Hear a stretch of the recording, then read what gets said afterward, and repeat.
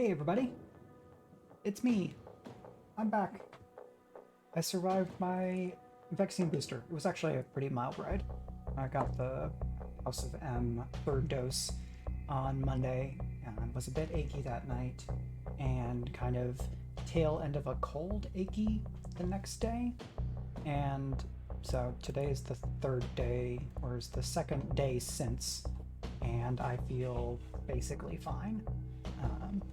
Would I want to go and hit the gym today? Maybe not, but that's not necessarily a problem, so that's all good. And today I am going to show off Griftlands by Klei Entertainment. I think they're Klei Entertainment, Klei Games. It's this people right here. They have an amazing art style because they've got wonderful artists and good art direction.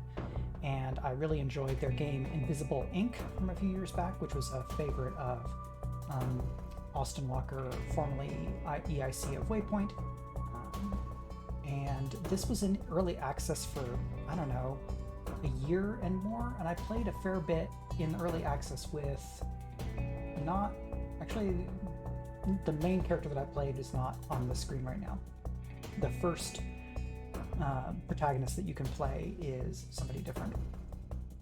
And as you can see, I have 6 runs in progress. That's probably runs of different characters across my desktop and laptop, because I can run it on laptop while I'm treadmilling or whatever, because I've gotten to the point where I have a solid understanding of the game and have seen enough of the story that I can just tab through things. But we're not going to do that.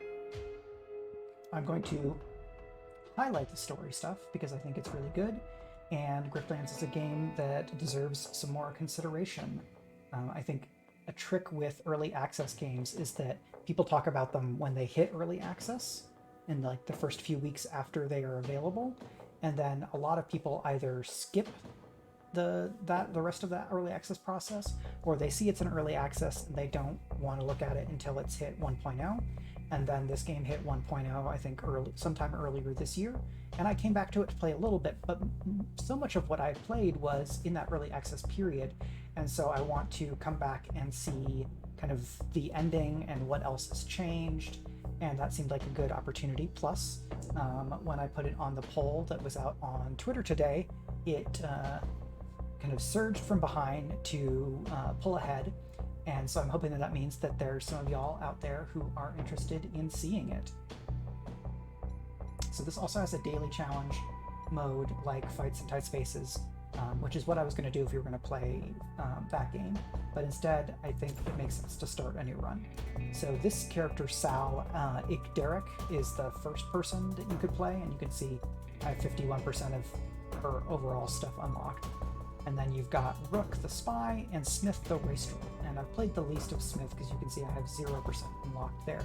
But I think Smith's stuff is mechanically more complicated. So I'm torn because Rook has some interesting, the art style is really great. Kids Are Asleep. It's part of why I love these Klei Entertainment games. Their artists are just so good. And Klei has a really distinctive style, even when they're drifting into different subgenres. At this point, I feel like I can tell a Klei game when I see it, or a game where Klei or former Klei artists have worked on it. I'm tempted to do this character because I like his storyline, and his combat style has some interesting mechanical things going on. So let's go ahead and do this, and we're gonna do this. This is the normal scenario. Story difficulty would be reduced difficulty and without permadeath. I am fine accepting that I may die here. So this is also a roguelike deck builder. Wahahaha. My quest to show off all the roguelike deck builders that I like is ongoing. Well, that's something that's really cool about this game, is that it has a combat system, has a battle system, which looks not unlike some other roguelike deck builders where you've got cost and damage, but this game also does card upgrades via use. So each time you use one of these cards, it fills a tick there, and then when the bar is filled, you get to upgrade the card at the end of that fight. but it also has negotiation as a style of combat, which also uses this deck builder aspect. So every run you have 2 decks. You have your battle deck and you have your negotiation deck. And so this character Rook has like a lucky coin that he uses, and this plays into a lot of the mechanics for his negotiation style. And so I have a few different outfits that I can wear. Ooh, spy. This also looks a little bit like Invisible Ink. But I think let's go ahead and start with the Aerostat uniform. And Prestige is kind of the meta progression stuff that you can do, which was added either at 1.0 or late enough in early access that I wasn't really doing anything with it. So oh, interesting. I don't know that I've done anything with this. This perk system. Perks are the tricks of the trade that grifters learn over the course of their adventures. Equipping different perks may influence how you play your run. Unlock new perks by completing grifts and spending your perk points here. Okay. This is a different meta progression thing that I have not used yet. So why don't we unlock this and unlock that and perfect shape. Wow. Lots of stuff. Yeah, so I have a lot of this resource, so I'm just gonna do this to make the game a bit easier for myself, and theoretically this also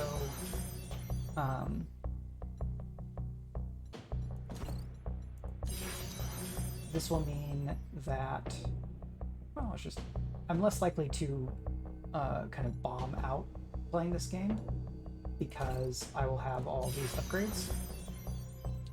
Yeah, so well, let's go ahead and get one of everything here. And draw cards, fatigued. Let's get some health. And this. Then I guess this is not something, I guess this is tier 1, tier 2, tier 3. So that's all I can do for now. And now we'll go ahead and start. You bear the brunt of the world when you wear a soldier's uniform. So you turned yours in and left the Admiralty. But even out of uniform, your name still carries the weight of your medals. Captain Rook, the veteran, the hero, the saboteur, the spy. A spy, you These say? days, you freelance, and you're on your way to a job in Grout Bog, where the Spark Barons plumb the ruins looking for forgotten treasures. The bugs are hard to spot, but they bleed you dry if you let them. Seems like you'll fit in just fine. I appreciate that this is a voiced backstory, since this is going to be a game with a lot of text that I'm going to try to read out. The land around Grout Bog squelches with mud, and mud hungry for legs as well as boots. So anytime there's this underlined section, there's going to be like extra wiki text that you can read. So Grout Bog is an impassable marsh owned by the Spark Barons who excavate its vagrant age ruins. Spoilers: this is an anti-capitalist game. Surprise! Mike is playing an anti-capitalist game. So you've got basically company town. We've got bad overseers. We've got kind of beleaguered workers and corrupt officials and all that kind of stuff. The only road leads to a gate flanked by armed security. A Spark Baron guard steps out on the path as you approach. The Spark Barons, a technocratic faction who retrofit new technology from ancient ruins, much to the cult's displeasure. And there's a cult in the game. It's another one of the factions. Yeah, so timely. Hopefully this will provide some fun glamour, inspiration, or whatever there for you. So this is Kibi, a Spark Baron's Taskmaster. And so each of these characters you run into, there'll be a little bit of text about them, which may help you understand their motivation. Because a lot of the game is just this. It's conversations, it's trying to figure out what people want, what you can do to get what you need out of them in order to pursue both the immediate and the longer term missions that you're doing. Stop right there. The bog is closed, especially to grifters like you. And so this game has like kind of like Simlish but alien, where like there's a whole like there are languages that are from this civilization. Unless you pay a processing fee. Then I could maybe see to considering your petition for entry. So you can pay the bribe and give 20 shills, which is this money right here. And Havaria is the kind of region that we're in. Or we could do a negotiation. Convince Kibi to let you in without paying. Opponent has -6 resolve. Kibi isn't good at her job. So we can see I've got 36 resolve and Kibi has 17. That green means that a positive modifier for me has applied. So I think her resolve would be 23, but -6 here. So we're going to go ahead and do the negotiation. Forgive me for being skeptical of this fee. In fact, I'd like to speak to your supervisor. And so here's a core element of Rook's negotiation style. So the spare coin, core argument. Whenever this coin is flipped, and so this is just a coin flip, 50-50. If it gets heads, apply 1 composure to a random friendly argument. Composure is defense for your arguments. And tails, which is what I got, deal 1 damage to a random opponent argument. So this is the opponent's core argument. If I get this to 0, I win the negotiation. And then each enemy will have various intents. So some are known and some are unknown, and they all kind of rotate here in the middle. So there's an unknown intent deploying an argument against me, which will kind of show up here as one of their other arguments. And then they're going to do 4 resolve damage to my core argument. And I have 3 action points. The seriously upped version of insult swordfighting, yeah. Like, there's been games with various social combat styles, like, as I've been paying attention in tabletop role-playing games and elsewhere, and this is probably one of my favorites. I think it makes a lot of sense to use mirrored systems between physical combat and social combat, because then the player only doesn't have to learn 2 fully distinct systems. You're learning 1 system that applies in 2 different ways. And there definitely are major differences, and you have to come to understand each of them. But it's not as hard as maybe it could be. So gamble means flip your spare coin, and then you get to apply either the heads or tails option. And sticky means this card is not discarded at the end of your turn, so I could hold on to it.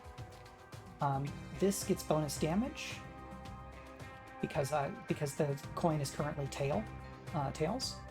Trickery, improvise a card, so it'll make cards and I'll get to pick one of them. Or I can apply composure. So I want to apply composure to my central argument so I don't lose resolve. So I've got 36 and I'm going to have 3 protection against 4 damage. I may still lose 1 here, but that's okay. I'm going to go ahead and grumble. She'll do between 2 and 4 damage. So it did 2, the minimum, unfortunately.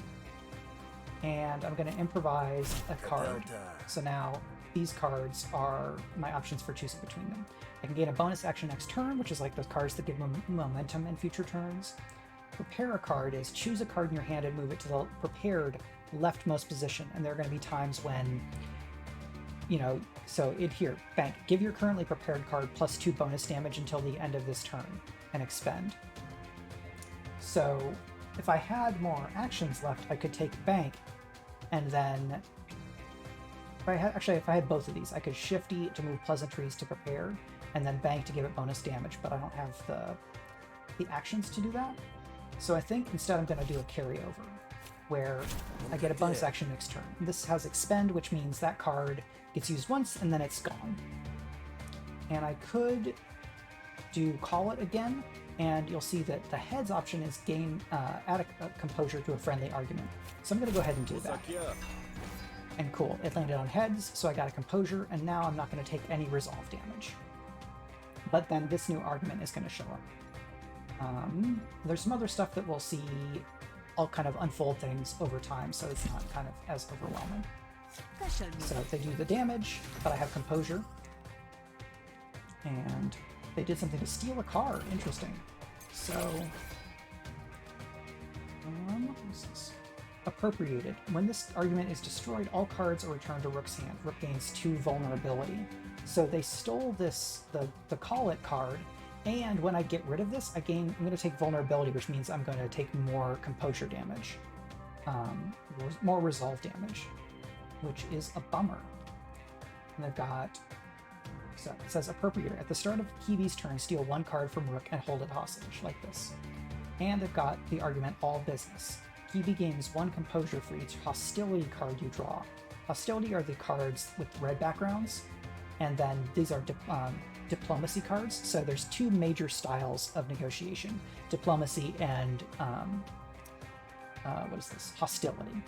And usually you're going to build your deck toward one or the other because they have internal synergies, like things that give bonuses to diplomacy cards and stuff like that. So I'm going to go ahead and apply composure here so I don't take the resolve damage.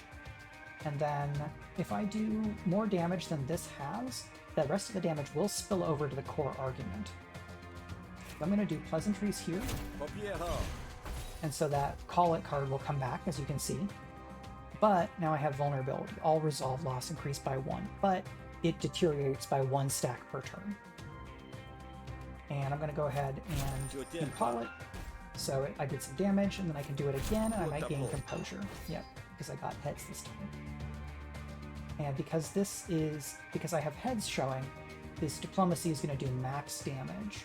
And so I'm going to attack all business, which then gets 1 spillover. So Kiwi doesn't get that benefit anymore of composure for free all the time. And I've got 1 action left because of the prep card from last turn. So let's just go ahead and grumble 1 more damage. And as I'm playing these cards, I'm getting experience for them.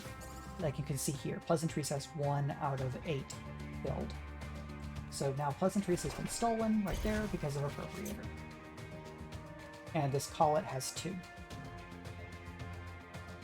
Yeah, nice to Grumpy, because the characters will like act out the mood of the cards, and it's funny because you get this vacillation. But I appreciate that they've got the animations because the art style is so good. Strawman. When this argument is destroyed, gain 3 vulnerability. So my enemy's going to be attacking this because then it'll give me more vulnerability. And they're attacking my core argument. But my question is, can I destroy their core argument this turn? Because I have 3 action points, and this is 3/3/3. But if I do Call It and get Tails, then I will do more damage with Grumble, and there's a chance that I can take them out entirely this turn. So I'm going to kind of gamble there because I think it'll be interesting to find out. But first I'm going to use the heads that I have showing to do max damage with Pleasantries. Because then even if I get Tails, Pleasantries wouldn't get that max damage anymore. So now I'm going to Call It, and I did get Tails, which is great. So Grumble is going to do bonus damage. If I get a perfect, if I get a 4 and then a 3, no. So now I know that I'm not going to be able to win the fight. I'm going to change tax. Because this is going to be attacked for 3, and this is going to be attacked for 4. I'm going to go ahead and put Composure on my core argument, because vulnerability doesn't mean that I automatically lose that resolve. It just means that the incoming damage is going to be greater. So now I've got that 4 vulnerability, and I did go ahead, I did lose to 3 resolve. But now the enemy is down to 6.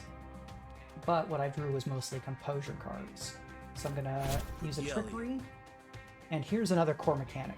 You can rig the die, or you rig the coin to make sure that it shows up on the side that you want. Or I could prepare a card, again, like I said earlier.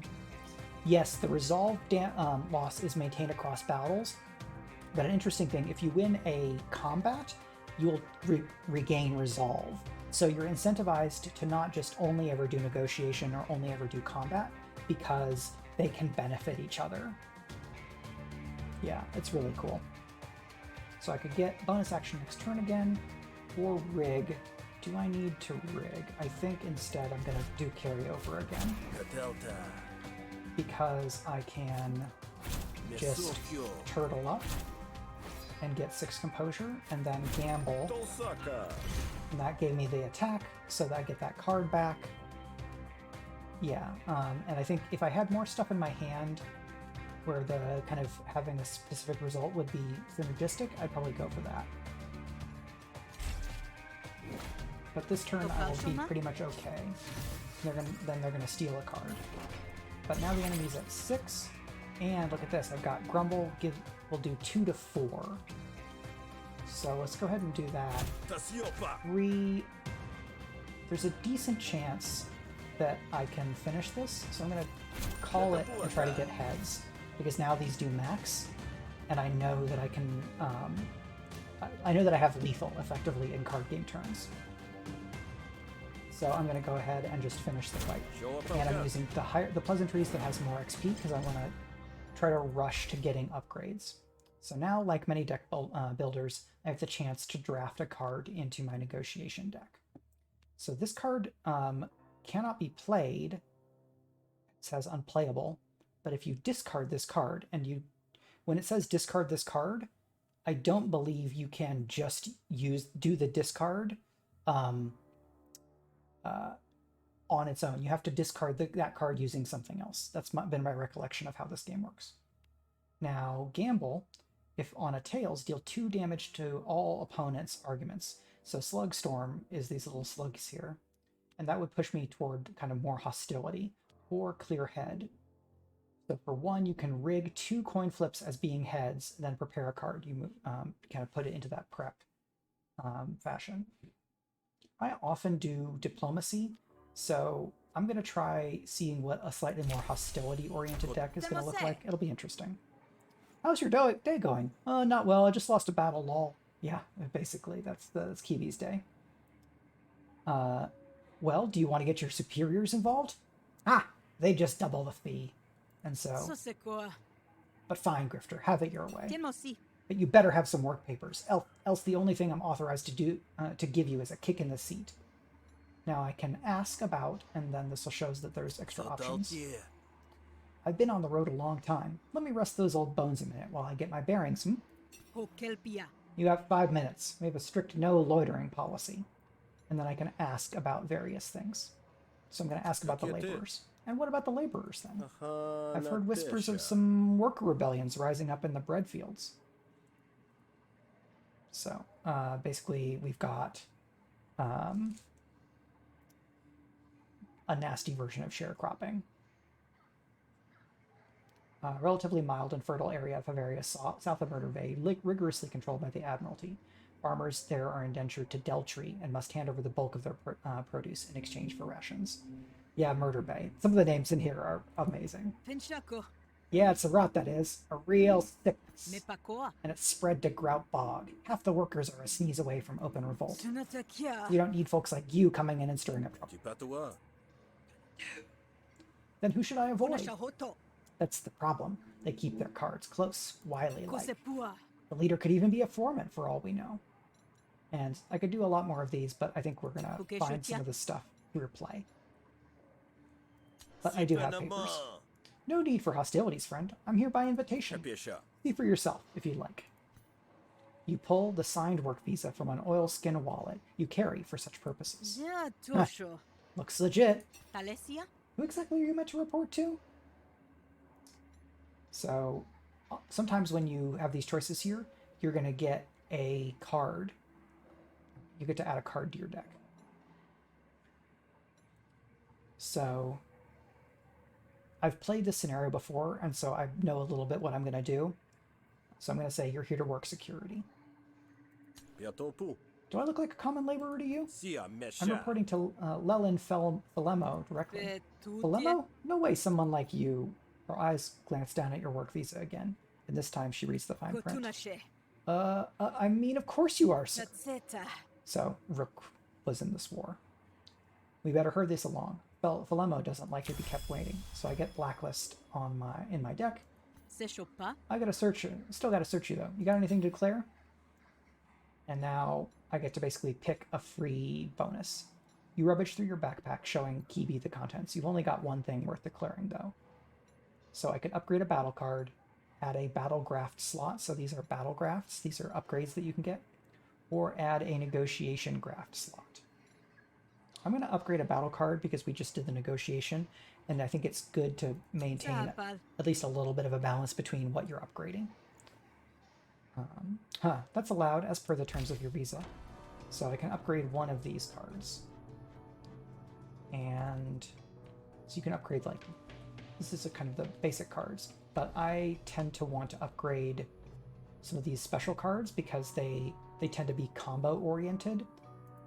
So here we go. This is something else that's fun about this game. There's 2 options for upgrading each card. And I think there may be more than 2 for each card. When you get the upgrade, you just choose from some of those options.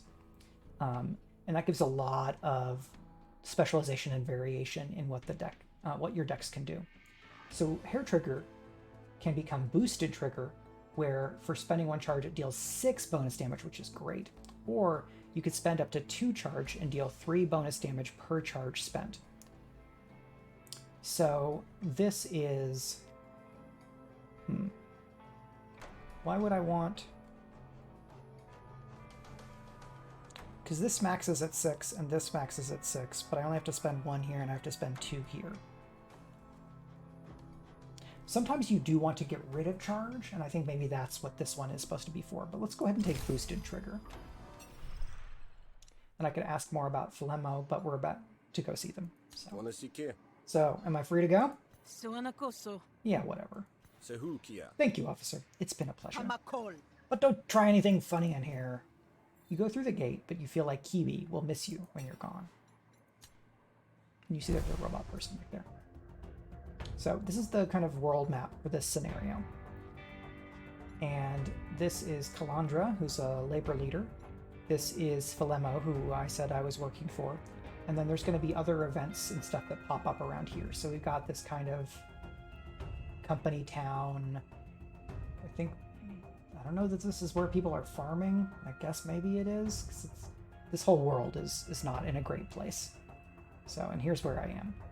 I'm going to go to Philemo first. So you trace along these paths, and sometimes you get random encounters. As you enter the official-looking building, you stopped by an armed guard. Stay right where you are, Grifter, and state your business. So this is Nodolois, Lolis, a Spark Baron's professional, but I have papers. The official sort, my good soldier. Nothing to fret about. You show Nodololis your signed papers. She somehow studies them while still fixing you with a suspicious glare. This checks out. Very well. You step inside. So we've got this person we just talked to, and then there's a couple of other people here. And if you have a specific reputation with these characters or other stuff, it'll show up in this little aura around them. So this person is neutral toward me. And this is Philemo, so I'm here to visit him, and this is kind of the quest that they're associated with. Philemo is easy to recognize, even though the years have been a little too kind to him. You spot him lapping at a drink like a contented salamander. So you've gone up in the world since discharging, eh, rookie? Rook, you old scoundrel! You finally made it! Figured you'd be able to move faster than that, even with that bum leg of yours. Docktown's a long way from here, Philemo. And that's Captain Rook to you, even if we're both retired. I'll call you your Royal Highness if you can get the job done. Enough fiddle-faddle. Let's get you to work, so you can see what I'm up against. Now I can ask about more stuff. Let's look for Philemo. You wouldn't have called me out here if it wasn't for something interesting. I'll take the job. Excellent! If there's anyone who can get to the bottom of this, it's you! I have a couple things need doing. And now these are your jobs you can take.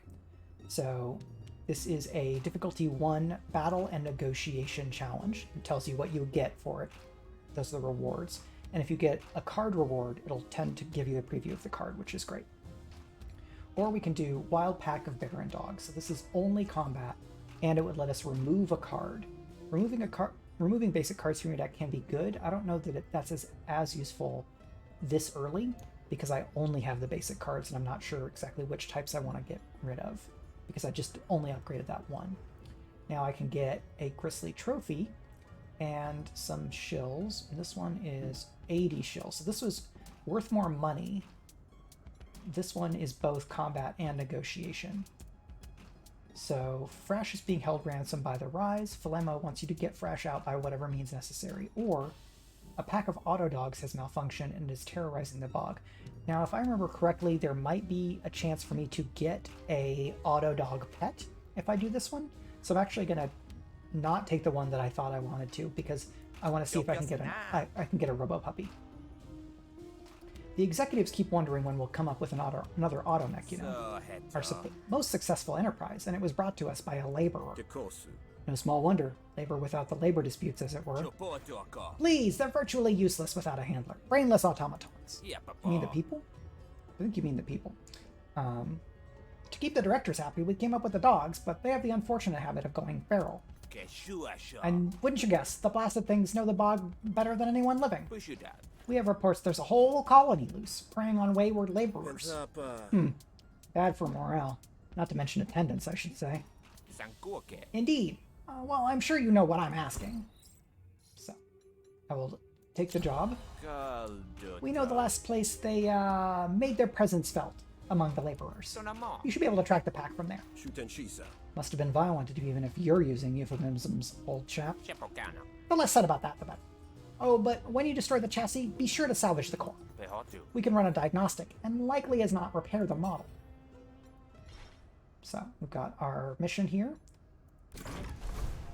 And the mission is all the way over there. So there's a good chance we're going to run into a random encounter. So we zip around the map. Okay, not this time. You find signs of a recent struggle in the clearing. Bloody scraps of metal and clothing are strewn about, and the distinctive odor of ozone hangs heavily in the air. You're kicking over a particularly grisly piece of scrap when you realize that you are not alone. Drabbit eyes you warily, and Drabbit is a Rise pamphleteer. What are you doing here, Grifter? Easy, laborer. I'm simply a contractor, here to remove the scrap. Sure. Likely. I should teach you a lesson. Drabbit reaches for his weapon, so I can try to convince him to work with me, which is a negotiation. He's got 23 resolve. Or we just fight. I'm going to try to convince him to work with me. Wait a moment, please. I have a proposition. The pack is on the loose, and they might do untold damage before they're reined in. Instead of impeding me, why not work in tandem? So, his core argument is call to rise. At the start of each turn, a random card in the hand costs 1 extra action in this negotiation. So that's in my hand. So this blacklist costs extra. It already costs 2, so... so basically, the more you use this, the more powerful it becomes, because the card remembers how many names are taken. Debate, the trading card game. Debate B Bro is a substantial part of this game. That's right. The Rising Tides. How you doing? But the Rising Tides, if you haven't seen this one, this is also a labor rights, labor action game. So it fits the vibe, as we say. So I've got Tails up right now, which means this is going to do bonus damage. Let's get some Composure on. And improvise a card to see what we're going to get. Ooh, Flustered. So Flustered reduces their enemy's damage by 33%. So I can give them Flustered. And then I'm going to go ahead and do this attack while I've got the bonus. And then I'm going to...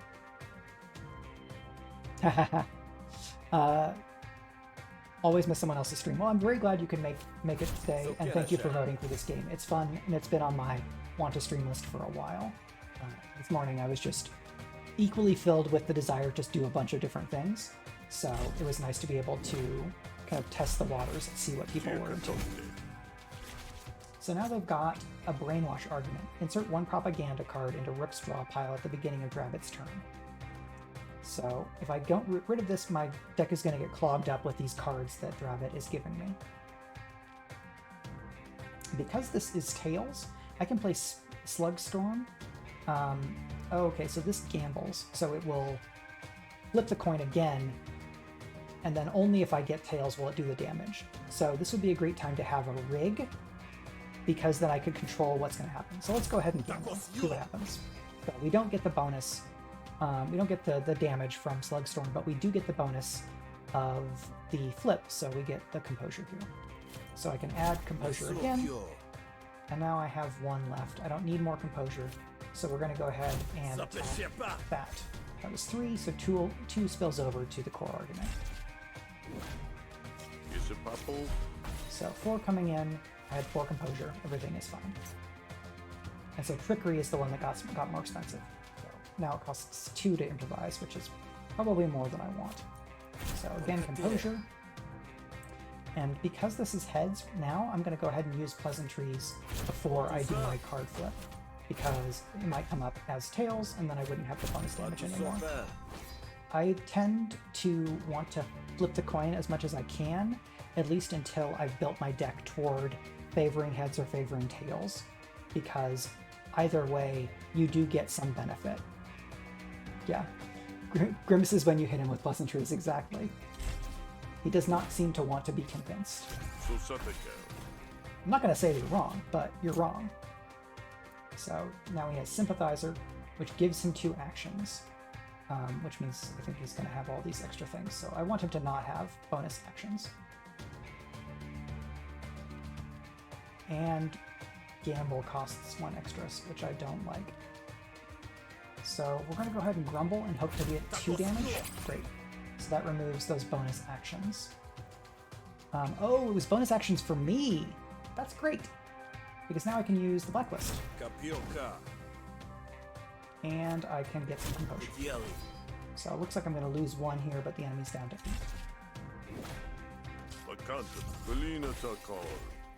Oh, but you aren't right. Okay. So, oh wow, I think these cards, the cost is for the whole match. So my deck was just going to consistently get more expensive, which I don't love, honestly. Don't love it.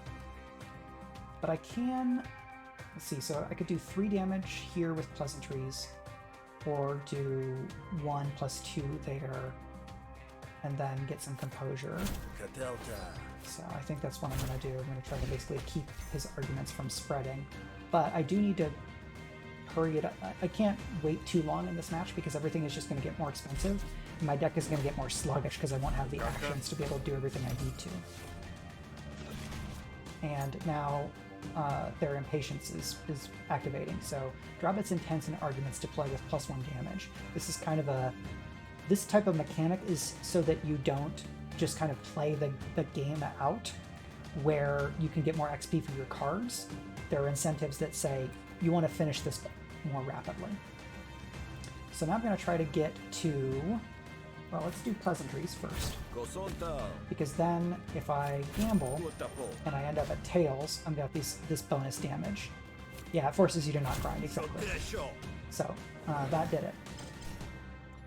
So negotiation successful. I'm at 31 of 36 resolve. But now I get to draft a card. So gamble before you check here. So this does 1 to 3, but then if your gamble result is heads, it does 3 extra damage. Influence is a resource you tend to get from diplomacy cards, but I don't have a lot of that yet. Prepared, okay. Apply 1 composure to a random friendly argument for every time you played a card. I think I'm going to go with the blank here. You can ensure I behave agreeably, and I can ensure no one else gets hurt. That is, of course, what I've been paid to do. Fine, Grifter. I'll work with you. But only until the rusty curs are in line. Excellent. Now we simply need to track the beasts. Easy enough, innit? They don't exactly pass without trace. Sure enough, the Autodogs have torn a trench of a trail through the bog. Also, games like this are good because I get to practice my voices, which makes me better at RPGs. There's a fun video that I think Iori shared of like a guy who does VO or like audiobooks, saying like how to do 100 voices, but it's actually way more than 100 voices. And the idea is that there's different qualities or axes, and then you just mix and match to make different voices. Sure enough, the Autodogs have torn a trench of a trail through the bog. And now we leave. And so now the trail goes up here, and I've got Drabbit helping me. So again, no random encounters. Yeah, I watched a little bit of it, and then I went back to it last week or so to watch the whole thing. That person has like a bunch of how to do cool voices on the YouTube stream and a website. So I want to mean to go back to that and keep practicing it. What I really should do is make myself a cheat sheet that I can just put like right here when I'm doing games, so I can look like it's a sandwich construction sheet at like a fast food place, because I worked at Wendy's, where I can just go this. Okay, that's what this voice is like, and then start doing it. You find the den, though your boots don't thank you for it. The dogs lay motionless amid an array of discarded scrap metal. High-frequency whine, shrill and suffering, issues from the vents of the largest. It's in this state, it's hard to see them as a threat, which is why they catch you off guard when they spring into action at your approach. Bzzzt. The still functional members of the pack attack. Defend yourself. That's a lot of dogs. So I do have Grabbit helping me because I won that negotiation. I don't think all of these enemies are going to show up at once. Come and get it, you bolt buckets. Yeah, so there's 4 of them out, and then you'll see there's 4 reserve fighters. So I'm going to have to beat all 8, but I don't have to fight all 8 at once. And so combat. This is incoming damage. This is a status effect that Pamphleteer Grabbit is going to apply. Looks like a buff to himself. The enemies have 8 health, and they have this metallic quality condition. They're immune to bleed and wound. Piercing attacks do double damage. What else do I need to know here? This guy, Rook, has this charge system, so his mechanics, there's a little bit of more stuff to his mechanics. So I have 1 charge right now, and I can have 4 maximum. 52 health, and right-click for more info. Rook can store charge in his empty cells. Charge can be used by certain cards for additional effect. At the end of your turn, gain 1 defend per empty cell. At the start of your turn, gain 1 charge. So you do have something of a bonus for having empty cells, and you can build your deck toward more charge, less charge, overcharge, not overcharge, which is really cool.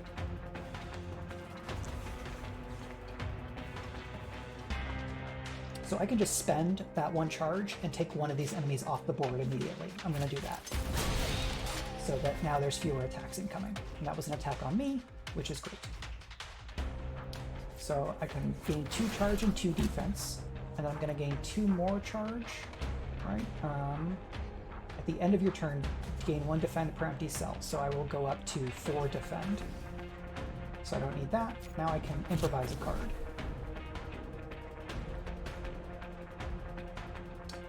Burn. I don't remember if they can burn, but I think I can. They can be impaired.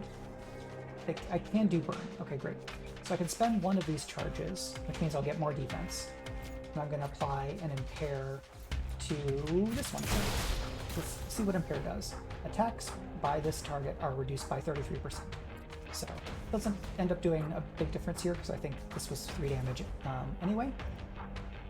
There's that. So I see there's more people here. Welcome, everybody. If you've been here before, welcome back. Thanks for being here. If you've played Griftlands before, I'd love to hear what you think about it.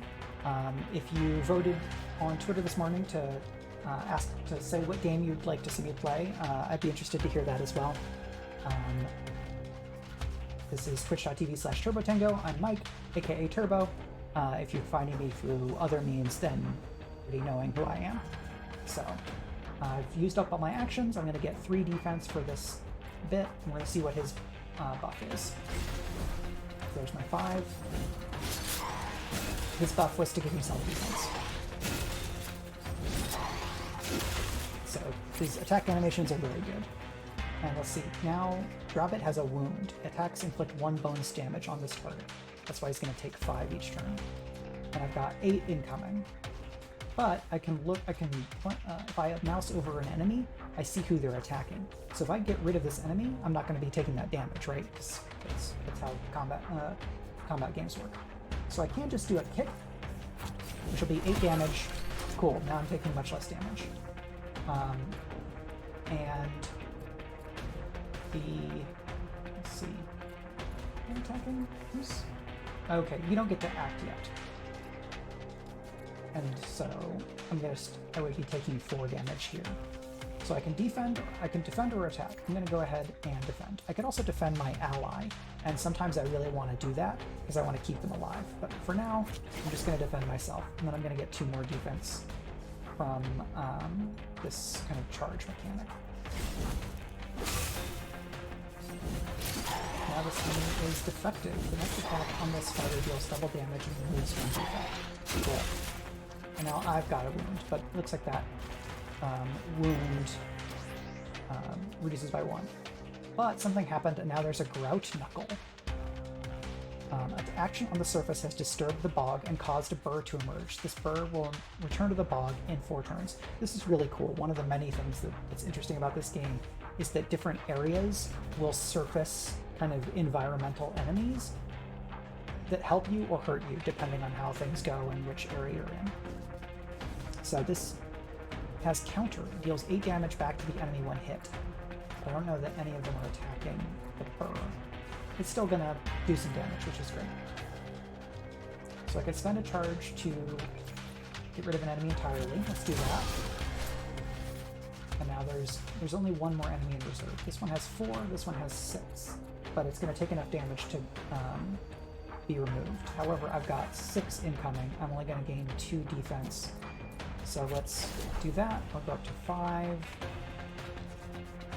If I get maximum damage on this, so I'm gonna do 4 to 8, and it's attacking me. So let's go ahead and do blast. It does 4. Now I'm not taking enough damage for it to be a problem because I'll get 2 more defense here, and I've only got 3 incoming.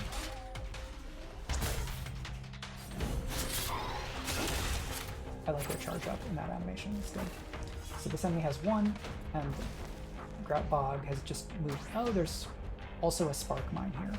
When destroyed, deal 8 damage to all fighters in the same team. So this is a very bad thing for me to have on my side. So I don't want the enemy to be attacking this. So this one enemy has 1. Go ahead and use just a normal blast on that one. Take them out. And I've got 1 damage coming in. So I'm going to go ahead and defend. And then I'm going to improvise.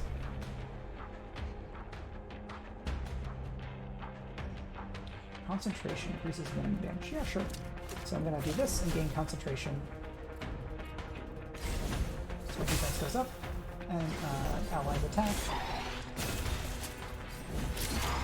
I get a wound, he gets a wound, but he's still at 33. And now, so this skull here says this enemy will die this turn. So I don't necessarily have to do anything more for these enemies to be taken out, but the more I play my cards, the more XP they get, and the faster I can upgrade them. So I'm going to go ahead and destroy that one, and I'm going to use Crank. Now I have Overcharge. Overcharge increases max damage of all cards by 1 for each stack of Overcharge, which is great. So there's a big reason to want to have Overcharge, is to get all this bonus damage. But then there's places where you want to spend charge. So it's a nice, it's another economy or resource system that you have to navigate and utilize. So winning a battle has restored 1 resolve, so I go up to 32, and then I get to draft a battle card. So these are maneuver cards, and then these are cards. Spend up to 3 overcharge, apply 1 wound per overcharge spent. Interesting. Gain 2 concentration, which increases the minimum damage, but you have concentration when you take enemy damage. Apply 2 defense per concentration you have. So for 2, I get the concentration, and then I get at least 4 defense because I will go, at a minimum, I'll go from 0 to 2.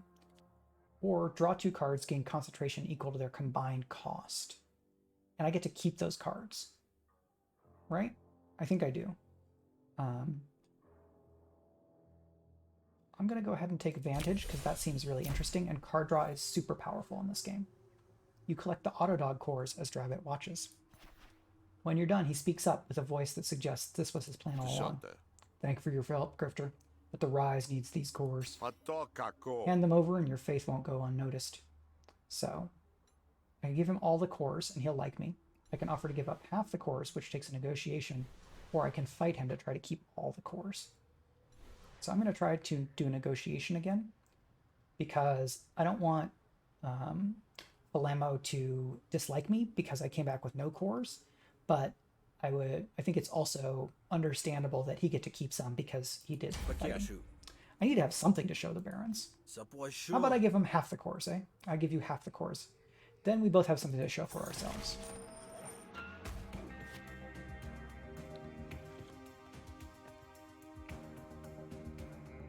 Yeah, so the cores are, I guess it's like the brain / power source for the robots. Theoretically, it means that they can be like rebuilt or reborn. So again, I've got Blacklist, and it just does more damage the more and more I use it. But every time I play it, it's out of the battle. So I'll go ahead and use Blacklist because it builds up over time. Now, like, the implications of this are not necessarily great because I'm just like making a Blacklist. This guy doesn't necessarily deserve to be on a Blacklist, so but mechanics. So we gain a bonus damage. Again, he makes things more expensive, so I can't get the composure here. So let's go ahead and just grumble, which does 2, and then we're going to take a bit of resolve.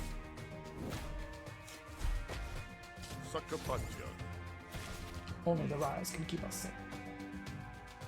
So now we'll get some composure, and unfortunately this is not... I've got the negotiation cards, so they don't get the bonus because I'm on tails. But I'm going to go ahead and use this, because it does at least get rid of that. And then I'm going to hope, oh, just 1 damage there. So I'm going to get chipped down a little bit. Now this trickery costs 3, which is no good. So this gets bonus damage now. I will use it. And then I'm going to gamble. And because this is tails, I'm going to gamble again. Still tails, but I got those kind of bonuses. And now I get to gamble, and it comes up heads, so I get the bonus damage. Great. I will take a bit more resolve, which is a bummer. But the enemy only has 5 left, so I can do maximum damage, and then maximum damage again, and then we're done. How are you feeling today? Negotiation. This attacks 2 random arguments with that 1 to 3, which is pretty good. Dig. If you're on tails, the card costs 0. This one, gamble. If it comes up heads, deal 3 damage to all opponent arguments. That's pretty good. I like this one. If you have heads, it will do maximum damage, and it will do 2 damage. Let's go ahead and do head split. It's a little bit more random, but that seems fun. It's only fair, isn't it? I suppose so. They did put up a fight after all, and you were there to lend a hand. Until next time. Drabbit hauls off his unearned loot.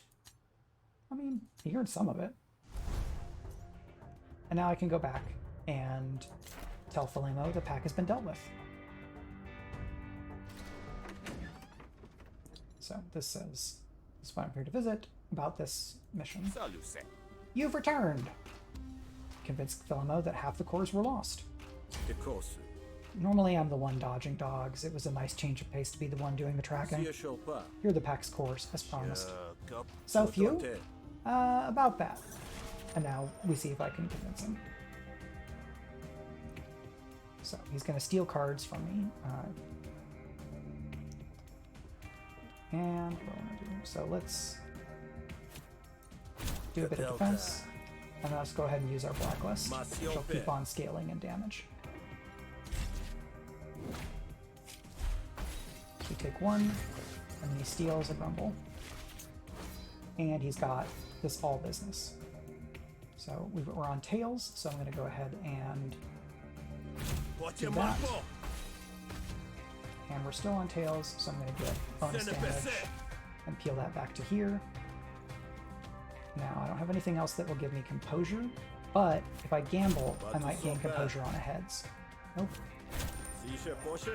Nope.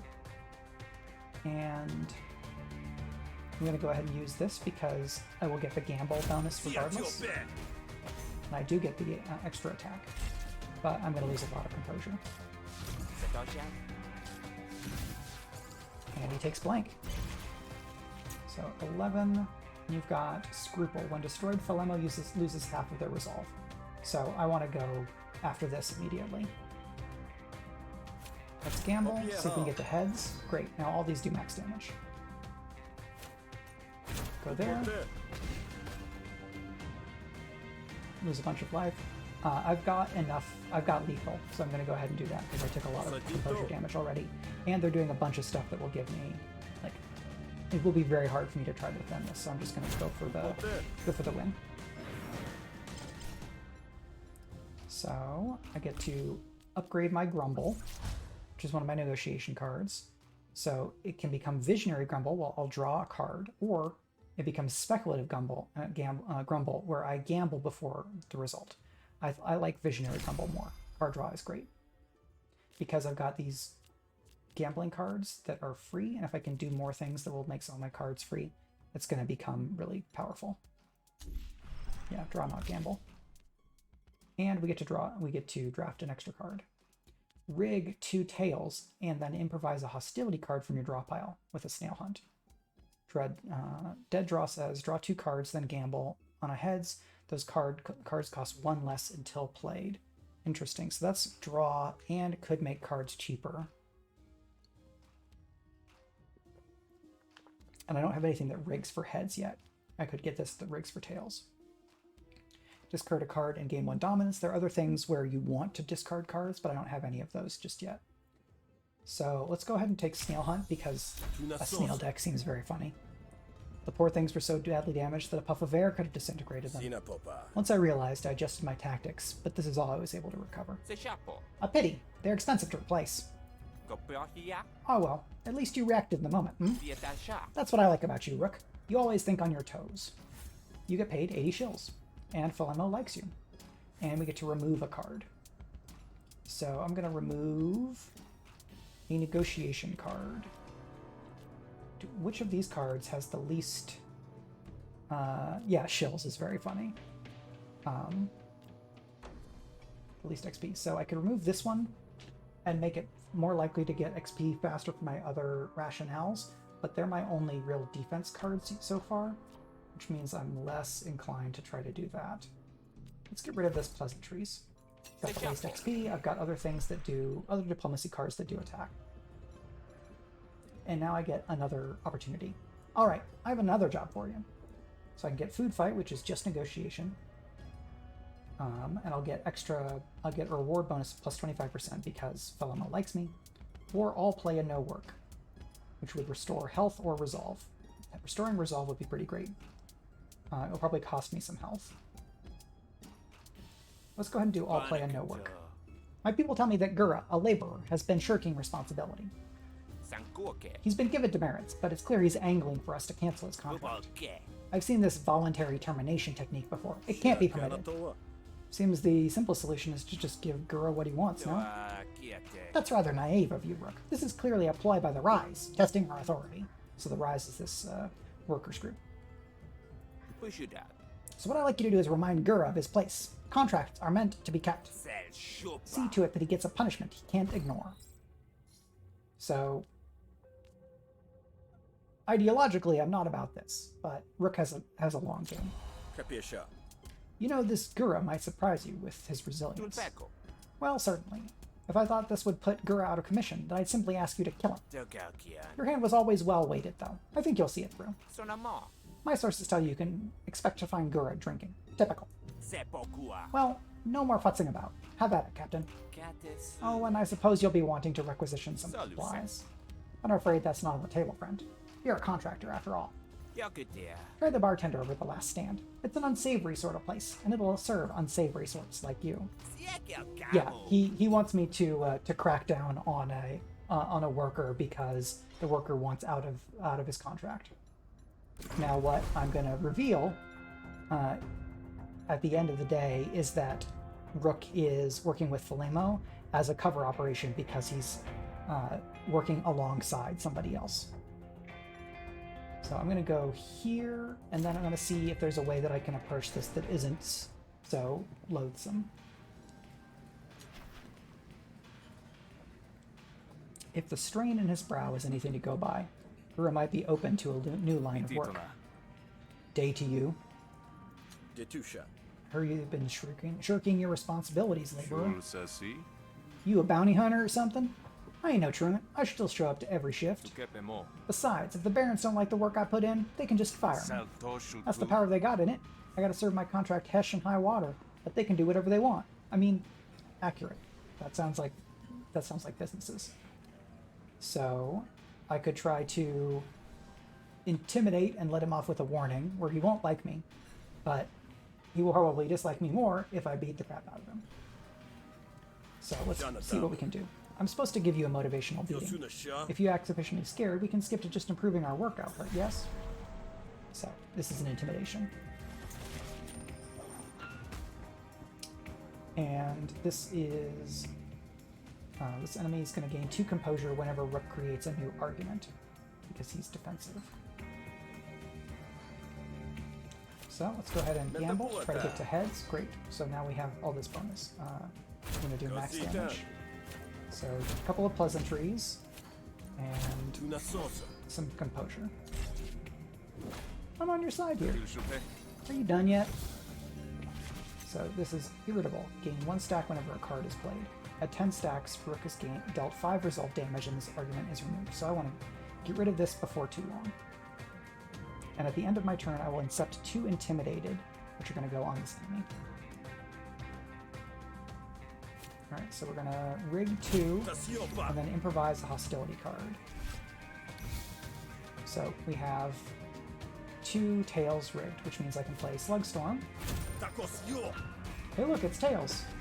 And I get to do that fun damage. And I'm going to do this. And then we're going to get those Intimidates. So Intimidate says, hostility cards deal an additional +4 damage, but remove 1 stack when you play a non-hostility card. So I kind of have to go all in on it. Let's do a bunch of damage here.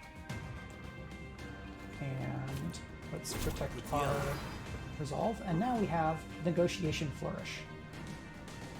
In Negotiation, earn Flourish by playing cards, dealing damage, so on. So a Flourish is one of these things. It's basically an ult. So I'm gambling 5 times. So I'm going to get the resolve bonus, and then I'm going to get the attack, like attacking the enemy bonus, basically. And let's improvise. And I mean, I don't have any energy, so I'm just kind of doing all of this. I can leave this in my deck and then use it later. That's fine.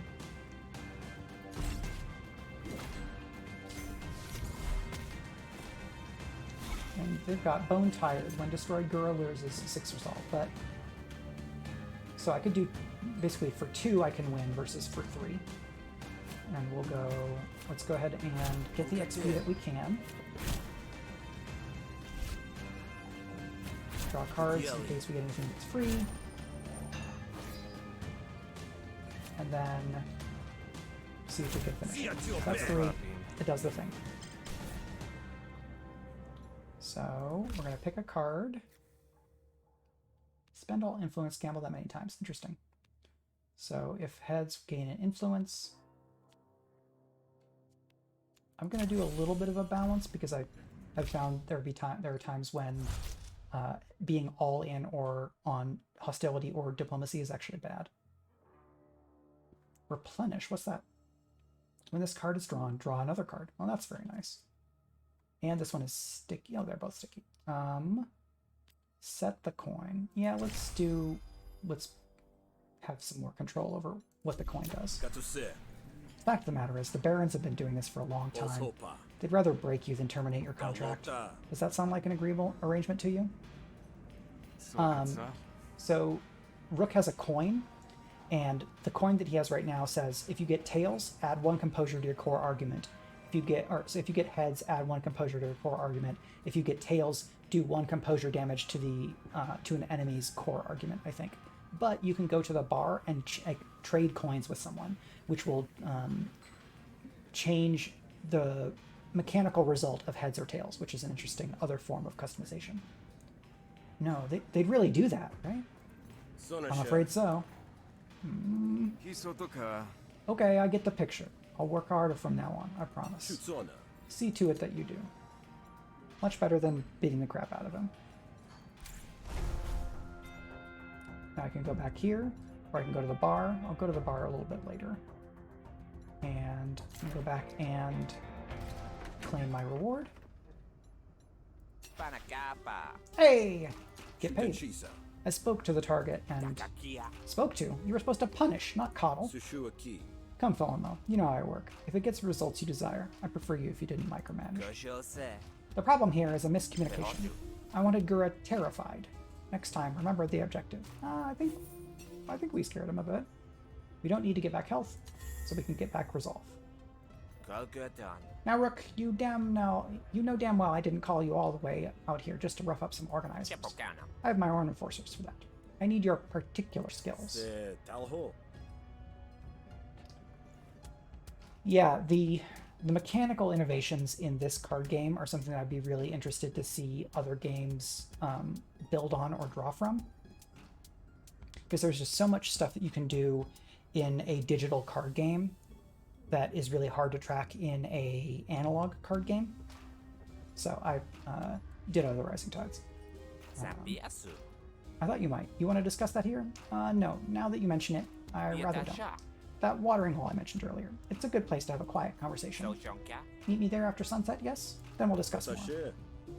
You alright to make it there on your own? Or will you need an armed escort? Yes, that gentle ribbing again. You forget, Captain. You may have been our leader, but I was the better marksman. It would be a shame if that required a demonstration. Philemo leaves you to contemplate his response. So I can talk to these other people. I can buy some Spark Baron stuff. So these equipment cards tend to destroy after some number of uses. So they're limited use items.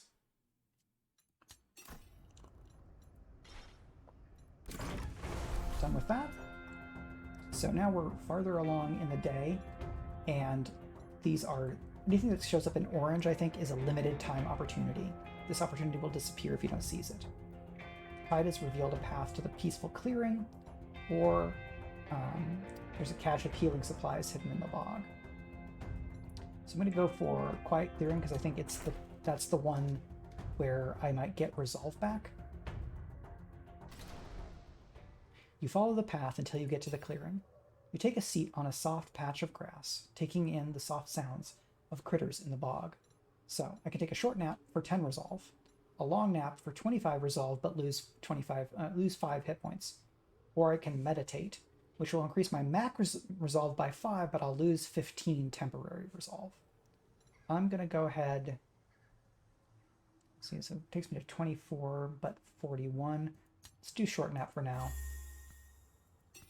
When you wake, you feel refreshed and ready to head out. So now I can go here. And we'll talk to Philemo again. A dusty old Kradeshi approaches as you enter. Your Admiralty, yeah? I can read it across your shoulders. I was, once. Aerostat, if I had to guess? They can take our youth, but they can't take our cunning. Oh, they would if they could, I'm sure. Alright, well met then. Enjoy your... Do you have your squadron coin? Can I see it? Now that's quite personal. No, please don't take offense. I'm a collector, you see. I have several coins of my own, if you're up for a trade. I'm always here. I like the foot traffic.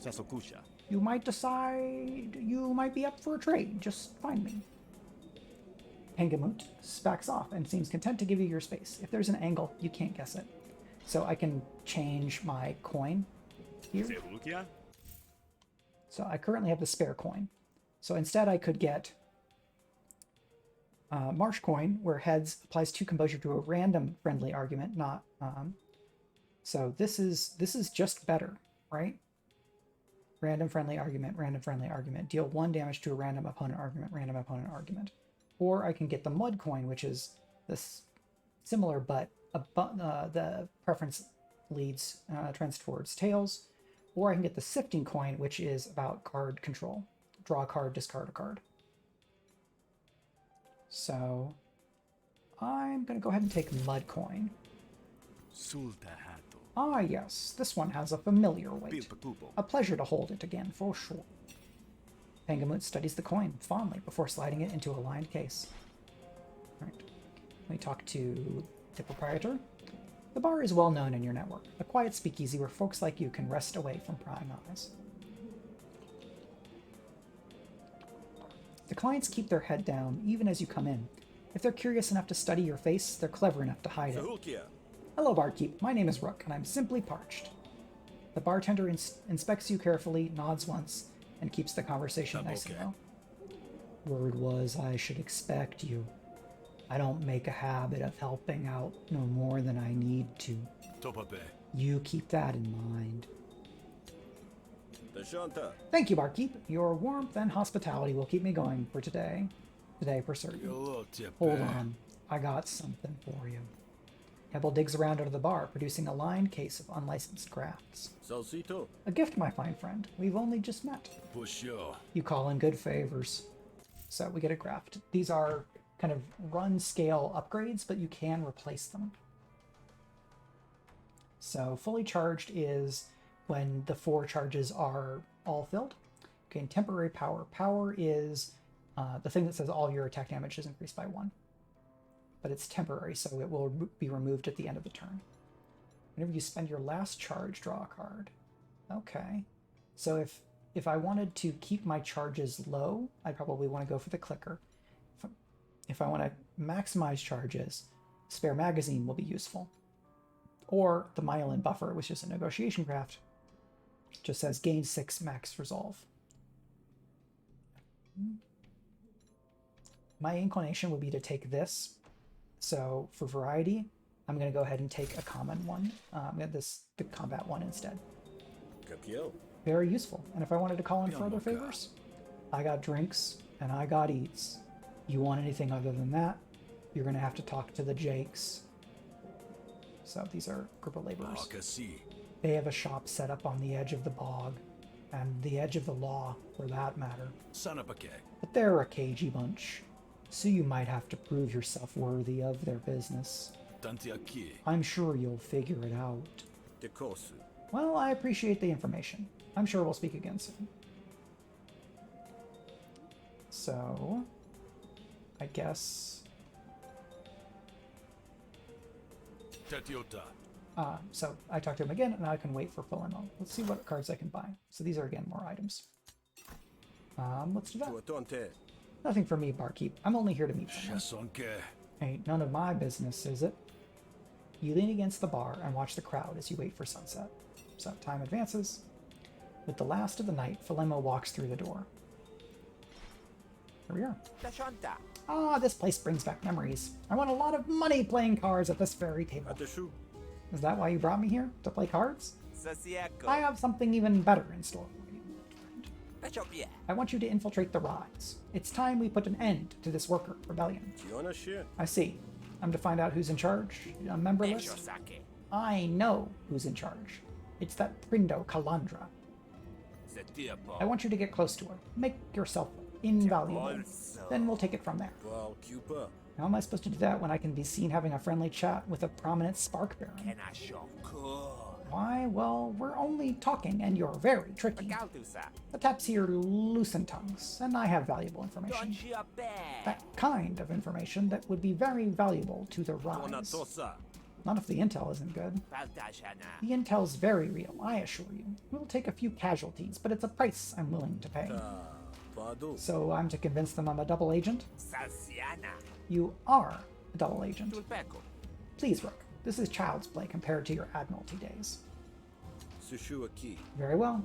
I imagine I shouldn't just march right up to this Prindo Kalandra, of course. Try turning yourself in at one of the cells. I happen to know the location of one. Take it nice and slow. As you say, you've been seen with me. It'll take some convincing that you're on the level. Especially because their suspicions will be well-founded.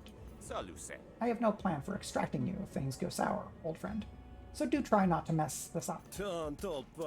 Your loyalty is inspiring as always, Philemo. Polemo serves you only a wink in response as he pays his tab and makes for the door. So, now it's nighttime. We can go deeper into the bog. We can go to a weaponsmith. So we have 243 shills, so I'm going to go to the gun show. Ba-dum-bum. Shukapu. So this is Frizz, an Admiralty weaponsmith. Rook, they said you were dead. Mosakia. They say a lot of things, Frizz. Some of them are even true.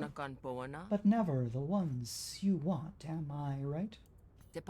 What are you doing here? Mosakia. Working private security. Pays better than the Admiralty ever did. And I set my own hours. My own hours. I'm here looking for freelance clients. Know anyone local who can pay top dollar for good weapons? Remember these? You're still using those old things, eh?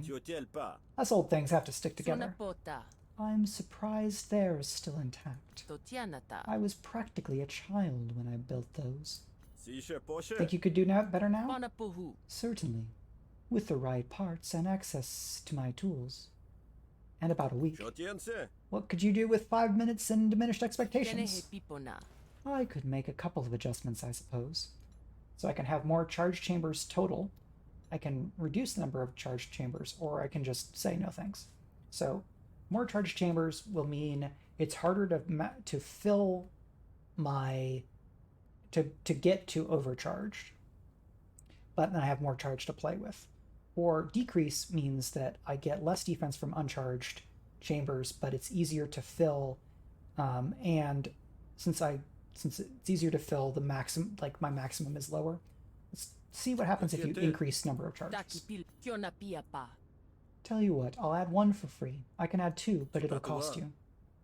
Always the mercenary, aren't you? A girl's gotta eat. So, and I have the money for 2 because it costs $2.50. So 1 is fine. Briz opens up a toolkit and spends some time working on the pistols. They're good as new. Better even. Thanks, Briz. This'll come in handy. It was for old time's sake. And why are you here? Unlike the barons to allow outside influence. I am on leave, actually, so I'm here in an unofficial capacity. Of all the places you could choose to spend on your leave, you pick Groutbog? It's a working holiday. I make weapons. There's a lot of demand for that here. Okay. It's been nice seeing you, Frizz. Likewise, Rook. My leave's up, so I'm back to Murder Bay. Don't get yourself killed out there. It's usually the other weeble we have to worry about. Anyway. So this is Infiltrate the Rise. We can go to the Black Market. Let's go over here. Maybe we'll get a random encounter. Here we are. A lone figure is loitering at the side of the road. Hey pal, you got a shill to spare for an out-of-work laborer? I'm real hungry, and the barons ain't hiring today. So I can give some money, I can give a lot, I can hire them as protection, or I can give them nothing. Let's go give a lot. Here, go get yourself cleaned up. Wow, really? You're alright, you know that? You ever need anything, just ask. And so, now Urbla loves me. So, someone can like you, love you, dislike you, and hate you. And whenever for each character you have that likes, dislikes, loves, or, you know, any of those plus 1 or plus 2, -1, -2, you get these boons or banes. So with heavy lifting, at the start of each battle, gain 4 defense and 2 temporary power. So these stack up over the course of the game as your relationships change, which is pretty cool. So it's another way of changing your run. All right. Some of these random encounters are much worse. This is the nighttime version of the map, which is cool. Lots of purple glowing. You head to the location Filemo mentioned, but as far as you can tell, it's nothing but a desolate patch of swamp. You kick up some moss, look for signs of buried fires, and eventually you see a small mark scratched into the lichen of a large stone. Yeah, you do get the boons even if they're not in your party. The boons kind of are like reputational bonuses, which is interesting. Yes, this is a social boon. You lost, Grifter? His eyes flame when he sees you in the light. You're the one contracting for the barons. Fair warning, you should leave while you still can. There's going to be a reckoning soon, and nobody will care if you get caught in the crossfire. You're a member of the Rise, then? Don't suppose you'd know where I'd find Calandra this time of night, do you? I'll kill you before I let you get to her boat liquor. Be sure of that. So I can convince him I want to switch sides. Or I can beat him up. I cannot run from this fight once I start. Let's go ahead and try to negotiate, because I think that will go slightly better for me in the long term in terms of dealing with the Rise. Let's take a breath, shall we? Yes, I'm on the payroll, but my loyalties lie with Calandra. So, this is another Call to Rise person. So we're going to get Composure. We're going to rig. And because I only have one argument, I'm going to go ahead and use Grumble instead. Okay. And looks like I'll take one resolve. And they get a new argument. So Blacklist costs 4, but it will do, or costs 3, but it will do 4 damage.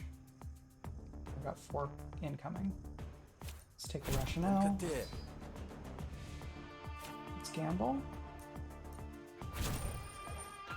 So now that we have this mud coin, it does 2 every time it comes up as tails, which is nice. And let's do trickery.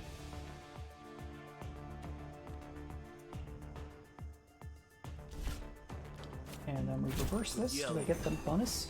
I do get the bonus then. That's cool.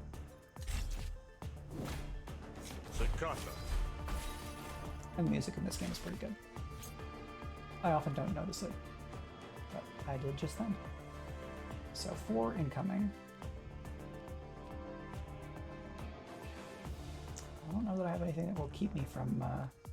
I could pay 1 to set the coin to heads again, which would give me some composure, but only 1 composure.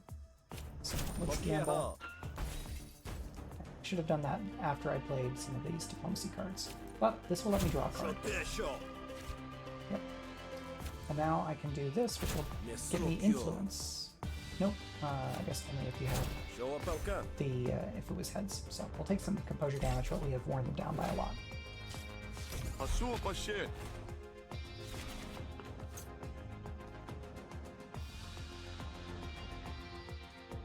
So I want heads because then I can maybe just finish this entirely. So let's do that, and then 2 improvise hostility card. I've got 3 left. Yeah. Go ahead and do this. Gain damage. Yeah, space western flavor is right. Rising Tides. I think that's exactly the vibe. Okay. You can prepare a card when you play it, but then if this card is prepared, it costs 1 less. I don't have a thought of things that give me a bunch of arguments. So, yeah, I'm going to go a little bit more maximalist here, which is not necessarily always the way to go with deck builders. So I already have one that draws me cards. Dominance gives extra damage, so let's do that. We can prepare a card, or we can have way better damage, but then destroy removes the card permanently. So I'm going to take the shifting pleasantries that will let me do prep. Because I just got that other thing with prep. Yeah, like, this game is sort of building on some of the things that people liked about Firefly, but does not seem to be replicating some of the problems that Firefly had, because it's not asserting that it's a world where China is a major, like a major power in civilization, but then, like, the China stuff is all fucked up. I'm risking my life to be here with valuable intel, I might add. Well, if you're on the level, that's a windfall. Make no mistake. This could really make a difference, Pops. I hope you know that. Viren gestures for your map and makes a quick mark on it. You won't find Calandra there. She's too well protected from that. But that's how you can find someone who can vet you. Why, thank you for your trust. So we go here. I think once we either... I think after this conversation I'm going to take a break because my voice is getting a little scratchy, so I might have to change how much I'm narrating, just to not run my voice ragged. Dun. So this is a ramshackle structure. This is Blackfist, a Rise Lieutenant, and possibly a Wookiee.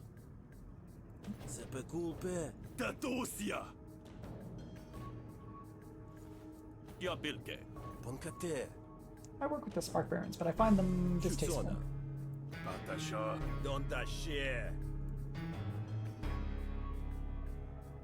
Good music.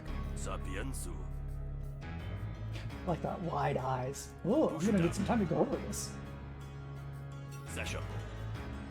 Alright, so now we gotta do a job. Asset liberation.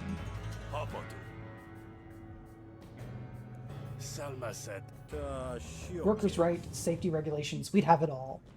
You know, the things that you need unions for. We need unions in space. Yeah, so this was my intention all along, because I think what you can do is you can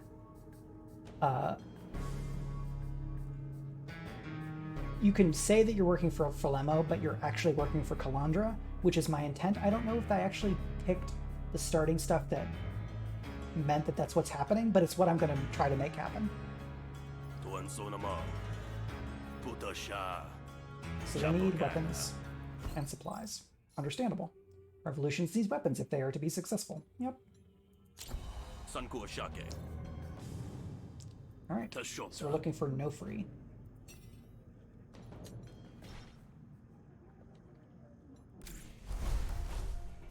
Alright, and we go over here. Get a random thing? No. Okay, and here is no free. Not known for his eloquence. So I could share a drink. It will add these bad cards to my deck. But then no free will like me. So I'm going to go ahead and do that. So I add these cards that I don't want to have. But then he'll like me more.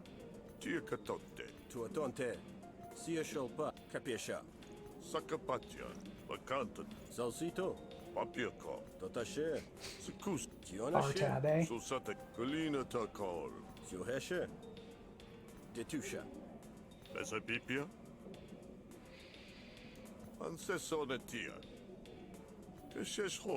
That's it so. I fight for my own freedom first. Okay. So, Gura already doesn't like me.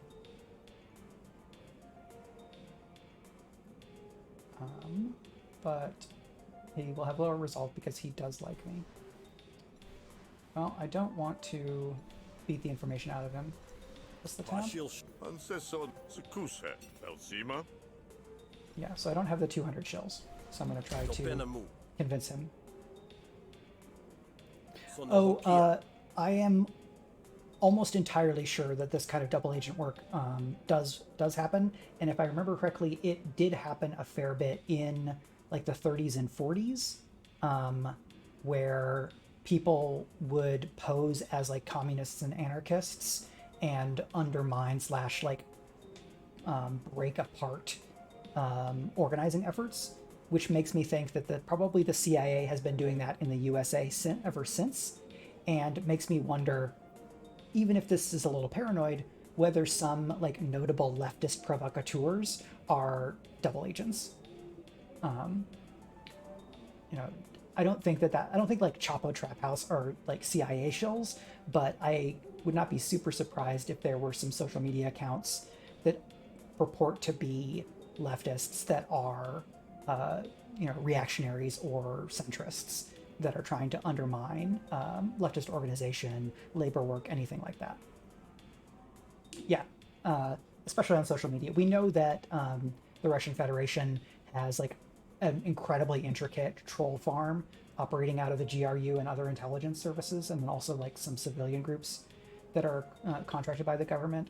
and the like Russian Federation is kind of the best at this stuff in terms of like international reputation. So, but it wouldn't be I wouldn't be surprised if there were analogs in like CIA, FBI, and elsewhere in the world within various intelligence services. Yes.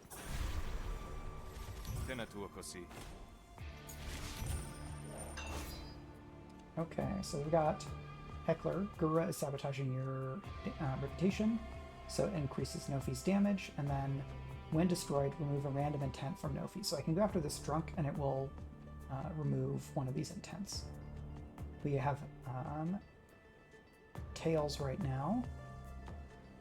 So let's gain a dominance because it will increase the damage on our hostility cards. So then I'm going to go again after Heckler, which gets rid of it so that his damage goes down. But I can't pay for this rationale now. Could improvise a card and maybe it would get me composure. So let's go.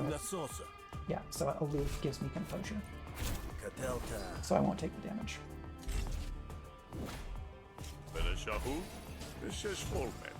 Yeah, now he's got a brainwash. So these cards will just gunk up my deck. But if I play it, then it will be destroyed. Or when I sleep it off. Sleep it off says this card is removed upon sleep. So if I can make it to the end of the day and go to sleep, I will lose the slurred speech and whichever the other one is. So right now I've got diplomacy cards, which means I want heads up. So I'm going to go ahead and do this. Still got tails. Oh, that is heads. Okay, because you can see the head. Great. So then these will get their bonus.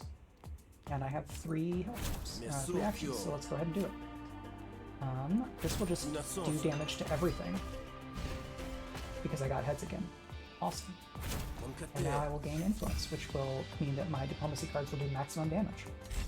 So I think this negotiation is going well. So I can just finish right now. Dog it, prepare a card, but it does 6/6 damage. So let's finish this. Let me tell you something. I have successfully negotiated. So indifferent toward me is not bad because he liked me because I bought him a drink, and now he likes me one step less, but that's back down to neutral. So we already have one of these. Gamble twice. Evoke, prepare a card. Unplayable and expend. I don't know about that. Neutral is better than dislike for sure. I'm going to just pass and get a little bit of money. So the cash.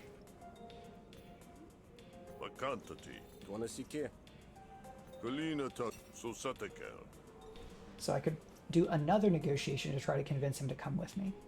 But I think we'll go as is. It may be a bad idea. If we lose at the end of day one, then so be it. So provisions, asset liberation. But I'm gonna go ahead and take a break for a couple minutes here, just refill my water, maybe get a lozenge or something for my throat. And I would encourage you to take the time to use the restroom, get a beverage. Water is good because it hydrates, or whatever else because you like it. Stretch if you haven't gotten up and stretched. And then I will be back in a couple of minutes with more Griftlands.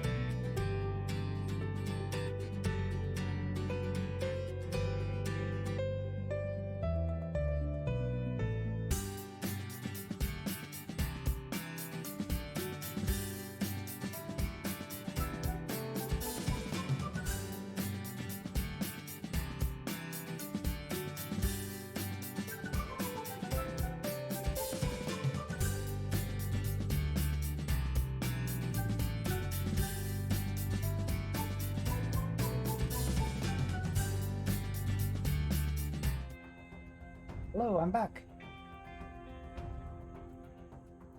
Writing more. Writing is good, but make sure to take breaks. I've never been I've not been great at I am going to sit down and write over the course of 6 hours person. I'm much more a get a good bit of done in 30 minutes, 60 minutes, or 90 minutes, and then I either need a break or that's all my brain can do for the day.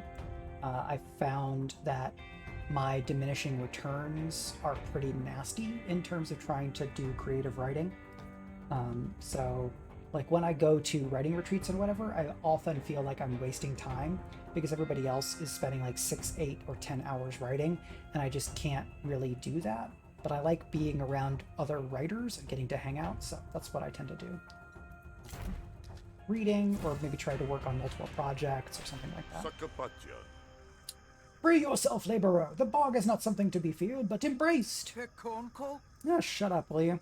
Tesieshua? Hey, Grifter, why don't you do something useful and send this...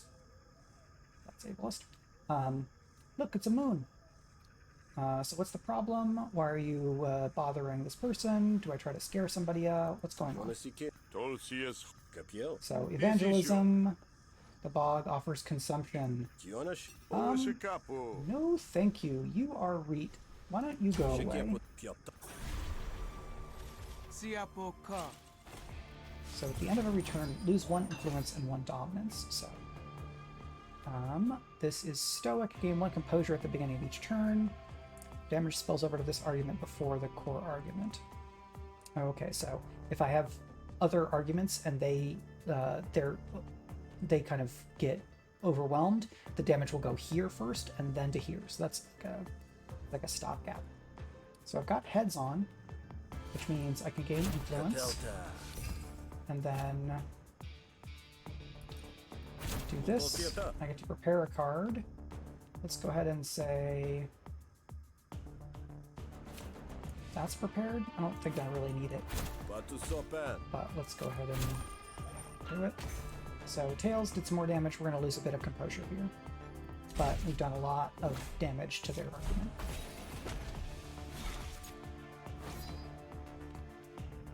So gamble. So I can set the coin. So I'm going to set the coin to snails. I get the bonus again, and then I get to do all this stuff. So draw a card. Gamble. So I can't win this turn. I'm going to take 4 more, which is a bummer. So I'm going to go ahead and just destroy that slurred speech, which will kind of mean that my deck is less clogged up. But now I can do the assertive grumble, which will finish the fight. This can go easy, or this can go hard. So now I get to replenish. So if these are both decisive, then whenever I use these, I get to control what the result is going to be. I don't get to do so when there's other cards that say gamble. Prepared, gain influence. Discard your card in your hand. Gain, draw 5 cards. Interesting. Let's go ahead and do this because 6 is a very high maximum. The bot will remember this. Is this a Telltale game? So, Herbla is pleased. And now I'm gonna go here.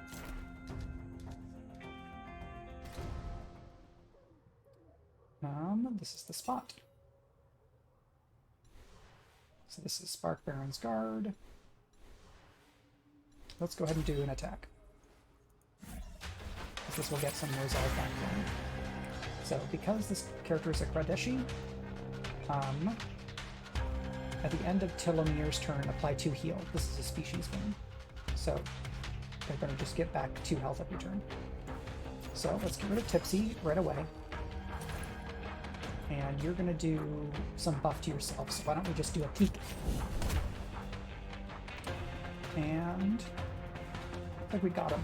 Bonus, a bonus action somewhere. I don't need the defense, so let's improvise. I'm gonna discard because I don't have the actions to use those cards that I draw. And they got some defense. So you're gonna do 5. So I can spend a charge, do a bunch here, and get charge and defense. I'm gonna get 2 more defense from empty cells, which will take me up to 4. So I'm gonna go ahead and do offense, accepting that I'm gonna take 1 damage.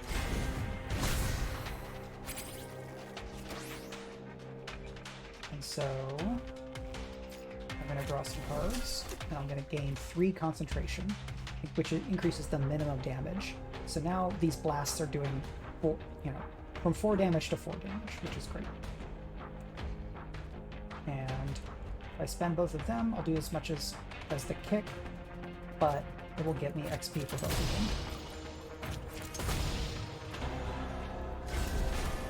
Okay, so they got some more power, which will increase the damage they do.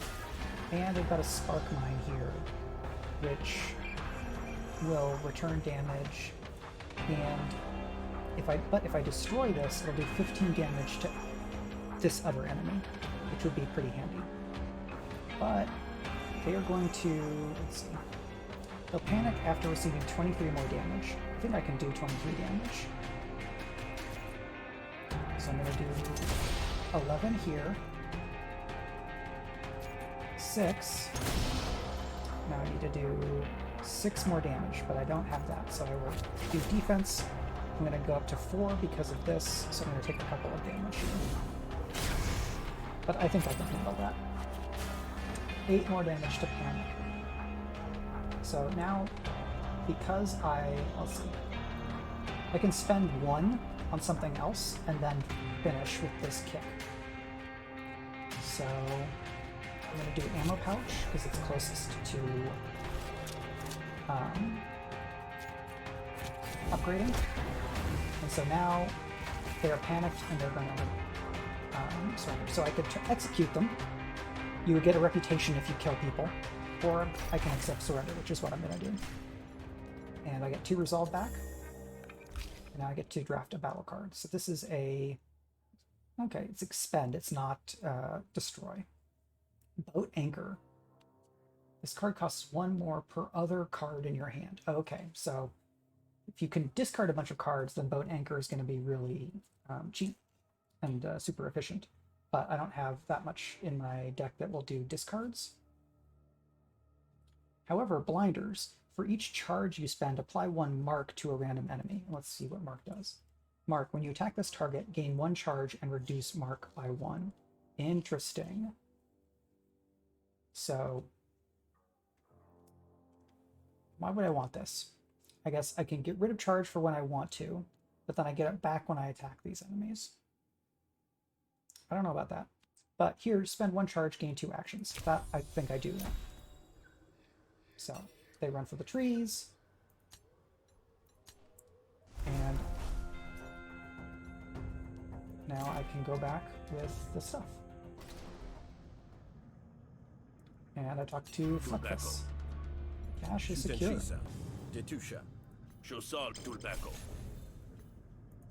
Okay, we get 80 shills and a graft reward. So we can get that max resolve. We can get 2 more charge at the start, or we can get a bonus for pets. I'm going to take the max resolve this time.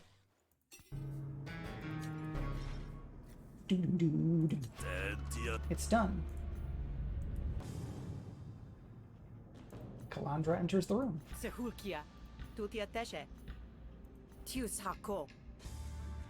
Nice to meet you face to face, Rook. I have to say, 1 day in the bog and you've already made some progress. Have it on good authority that Philemo is very pleased to have gotten you on site. Philemo often gives mixed signals, but yes, he has me on the payroll. Old friends and comrades, reunited by the threat of a labor union. I went to him first, as your letter proposed. Excellent cipher, by the way. So, this was the plan all along. I naturally take to this cloak and dagger stuff. Right, well, I won't pretend I trust you completely. I hired you to spy, after all. So, I'm supposed to stay on Philemo's good side, while spying on Calandra. But, I'm going to check in with Calandra. So, I get to be, instead of a double agent for the company, I'm a double agent for the resistance slash the labor group. So beautiful.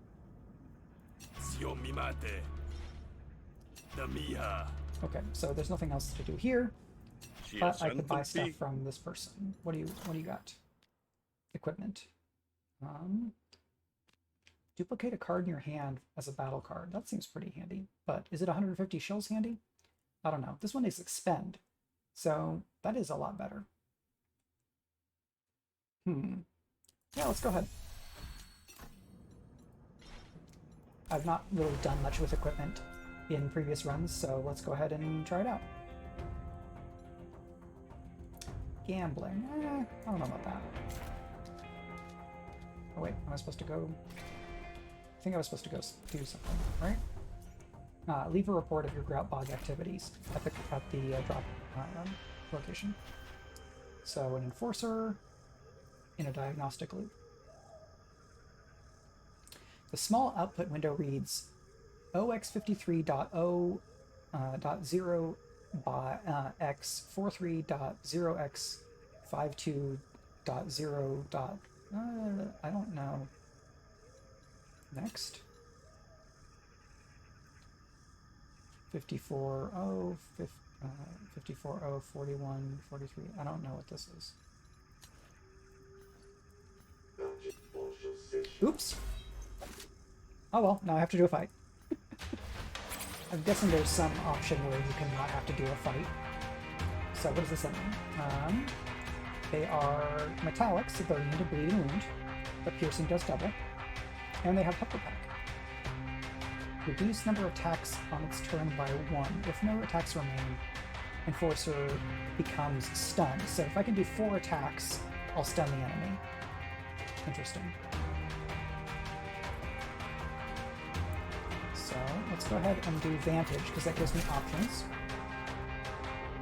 So here's an attack, which will spare me. If I do another attack, I'll save myself 2 damage, but I can do defense for 3 defense. So I'm going to do that, and now it takes the damage. I don't think I've ever had this encounter before, which is fun. Okay, and then we've got one of these. So I can duplicate a card in my hand. Do I want that? Let's get some more actions. And then let's duplicate this card. We're going to gain charge. We'd love to see it. Look at all this combo action. Boom. I didn't even need most of that. So we get some money. We get to pick a battle card. If the target has burn, gain action. We don't have stuff that does burn. What is burnout? If this card is at your hand at the end of the turn, expend it. Okay. So you really need to use it.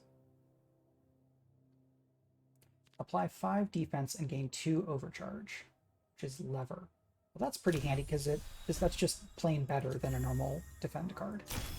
So we get an auto mech blaster, which is just a... We'll get to use it a couple times, then let it go away. But I do have to get to here. So it's the dead drop. We write down some notes.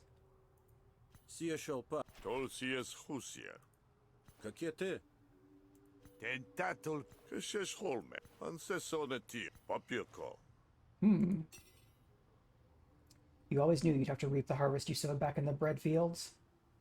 Alright, well, this is probably the end of day 1 boss fight. So, gain advantage and apply in battle and apply 1 defect to Fralks for each fear you destroy. So, fear is these, yep.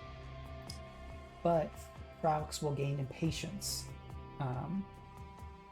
So this is kind of a push your luck kind of fight, where I can try to destroy more fears, but every fear I destroy will give impatience, which will increase the enemy's...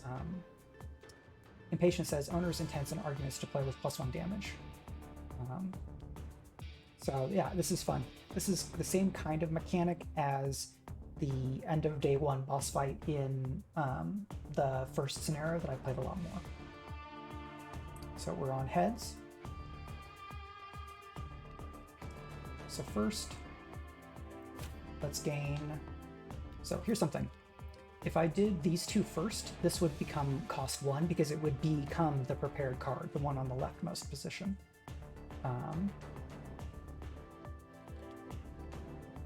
Do I want to do that? Maybe I do. Let's try it. So we don't need to prepare, like, I guess we could have just done this and then the card would become prepared, but that's fine. So it's fine. Let's leave it here. Now do that. And now I get to prepare this. So I don't know that that does anything right now. So the next sphere has a resolve of 10. But they also have 1 impatience already.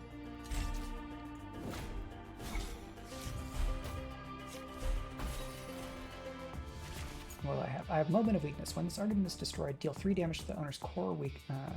Oh wow, that's not good. I don't want that to get popped. So let's defend here. This lets us gain influence right away, which is great. And then I'm gonna get some composure on here.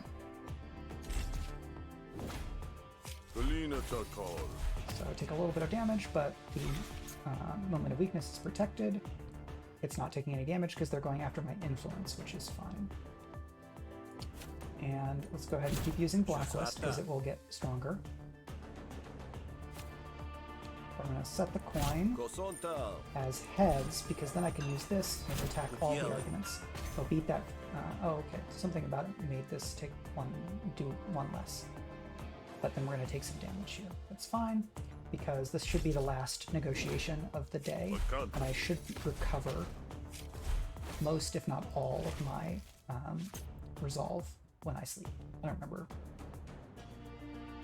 I played this scenario a lot less, so I don't remember if you get 100% recovery the first night. We'll find out. So this will finish that. So now we've got 2, and this one costs 14. And defect. The next attack on this fighter does double damage and removes 1 defect. Okay, so each defect gives me 1 critical attack, basically. But this one has got 6 incoming, which is not great. Well, let's go ahead and set the coin as heads, which will get some composure on stuff.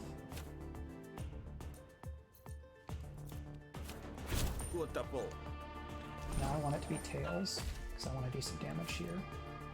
Yes, and get some composure. So it's going to do 6.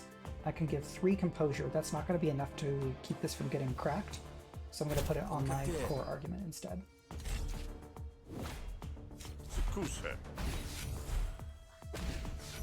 Bummer. So now there's a bunch of these, and they will just kind of multiply, which means that I think I'm going to start trying to crack the core argument rather than letting all of these propagate in a big scary way.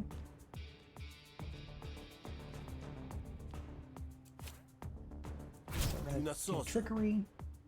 I'm going to get some composure here.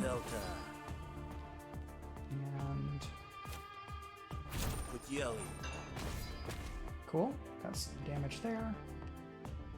So this is doing 3, which means that I can protect this one this turn.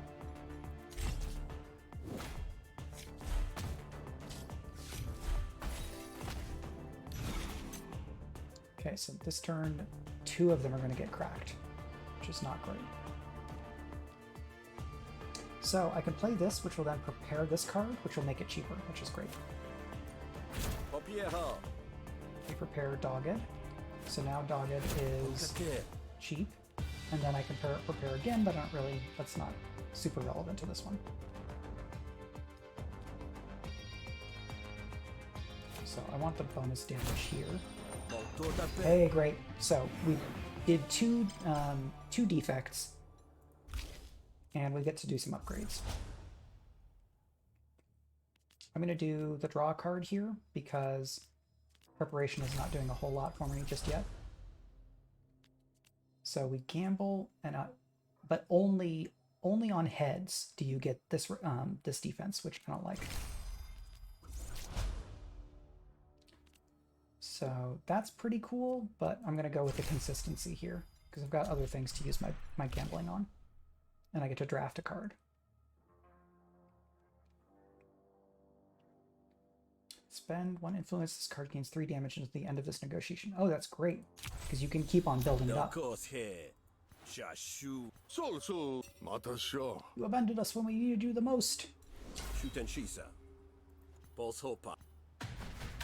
sounds like this Rook person has some literal skeletons in their closet. So I'm going to have 2 bonus power in this very first turn. And you are going to do 7 damage.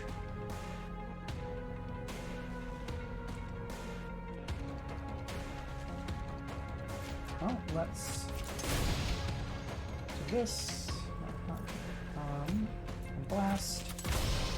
So those both got crits. And then that's that was what the fear got me. I'm going to get 4 defense here from unspent charges, which will take me up to 8. Which means that I can just do a kick.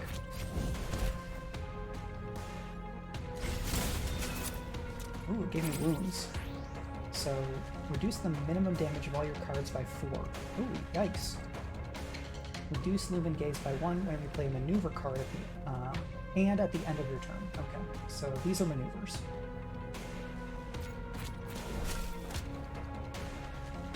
And then let's improvise. You I can burn. So, we're going to take damage equal to burn. This burn of 2 is not a lot. And I don't have the energy to be able to... I guess I could spend a charge to gain extra actions. Yeah. Because then I could do the kick. Great. And I'm going to take a fair bit of damage, but they're at 57. I'm hoping that I can rush them down before I get KO'd. And then these things are going to start showing up. Yep. So you're doing a buff. Yep, let's do that Automech Blaster. Because there's only one enemy, so it's going to hit them 4 times. And this is a great time to use a Flourish. So, Salvo does 8 damage. Now I have to do 31 more damage for them to panic.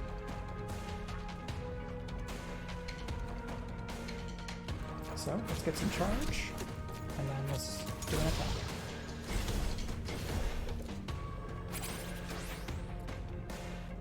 I love these really chunky guns with blades on the bottom, but the blades are quote-unquote backwards.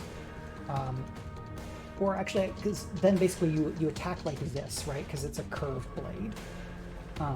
Versus if you attack like this. Like if you had like a backwards facing blade. So that's pretty cool. So you're actually attacking like this instead of like this. Probably. I think that's probably what they mean. So let's do Replicator on the boosted, and then let's just go all out.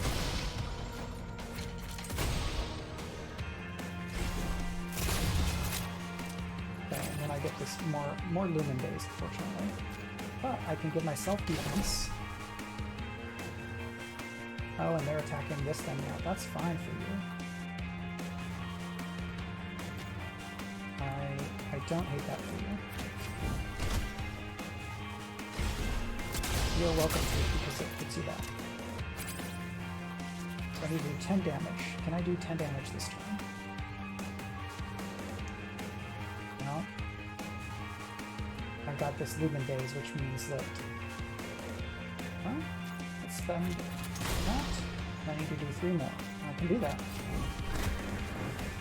So, I will accept their surrender in order to not be a moiderer. I get to upgrade Kick. So, draw a card or Ricochet. What's Ricochet? Whenever this target takes damage from an attack, deal that much damage to one of their allies and reduce Ricochet by 1. Interesting. And it's called Kickochet. That's very silly. I love it. Empty. If you have no charge, you gain 3 concentration. Next turn, draw 2 additional cards. Or ability, whenever you attack an enemy that has burn, gain defense. I don't have much burn. Let's do a direct hit. And we get to draw a negotiation. Helmet. When this is in your hand, draw 3, add 3 composure to a random argument whenever you prepare a card. Okay. Yeah. And stacked deck. At the start of your turn, choose a card and prepare it. So here now we're getting some synergies. I'm going to take the helmet because it's fun and silly looking.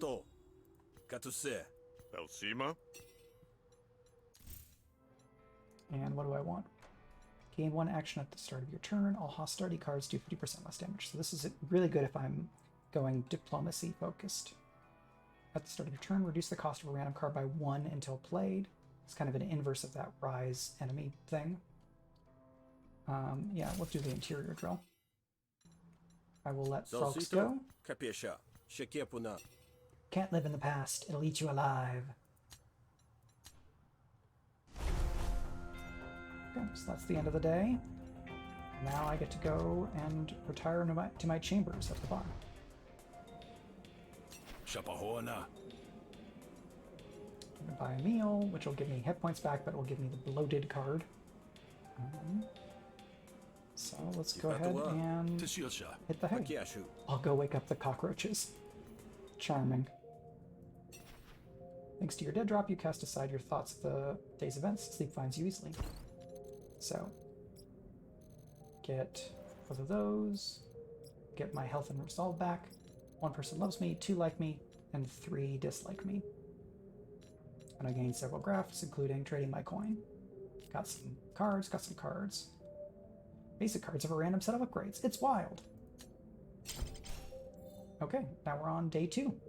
You wake up ready to further your intrigue here in Graumbog. So, let's see, are you coin person? You coin person? No, you're not coin person. You're a coin person. Let's see, okay, so they have a different collection of coins. Heads gain 1 influence. Heads draw a card. 2 and 2, right? So this is just better. So let's take Bog coin. I mean, I'll take it. So, Kalandra. So I'm going to do a job for Philemo first to kind of sell the lie to him. Uh-oh. Oh no! I got got by something. What happened there? Stem. When this card is drawn, increase the cost of a random card in your hand until the end of this turn. Unplayable Parasite. Ugh! Parasite. Removing this card from your deck lowers your maximum health by 10. When this card's effect is triggered the specified number of times it is destroyed and a special event occurs. Hatch counter is not changed while fatigued. Oh, that's bad. Let's find out what happens. Twig. When this card is played, draw 1 damage, Parasite 10. I mean, that's very bad for me. That may be one of the worst random events. Cool. Let's get some more. Supervised learning. Teach an enforcer how to fight. Sure. And then I will teach it to love. A robot with a graduation cap. Teach to love. Teach to love. Teach to love. Timanapo. Kepakipu. Petoshake. Chilmiso. Koseso. Yeah, let's take the weird one.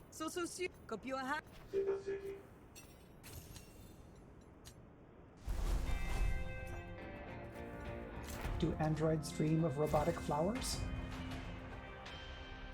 Let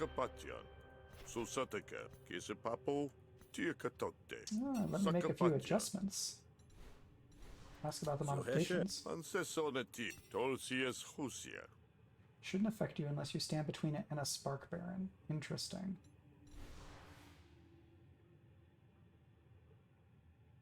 Hmm.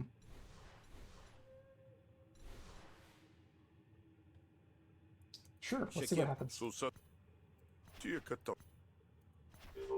Pakiashu. We'll find out what that is.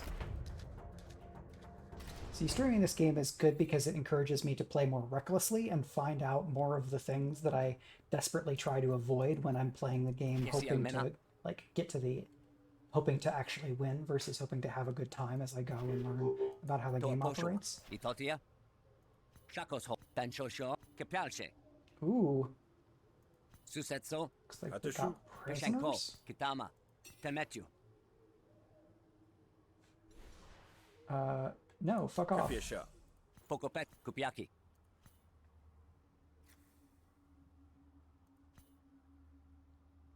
Koatan puata.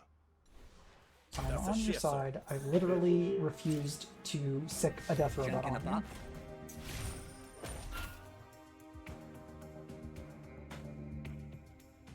So I want to get rid of this first because it increases the enemy's damage. We want heads right now. Matosalpa. I'm gonna get some composure, Kositan. and let's go ahead and take that. So cool, free defense. And then Kadelta. nope. But we can gamble again. There's Nesokyo. heads. And for 3. Nasosa. Let's draw some cards, because we still have one. Yelly. Okay. This one... So I've got some prepare tech here, but not quite what I'm looking for.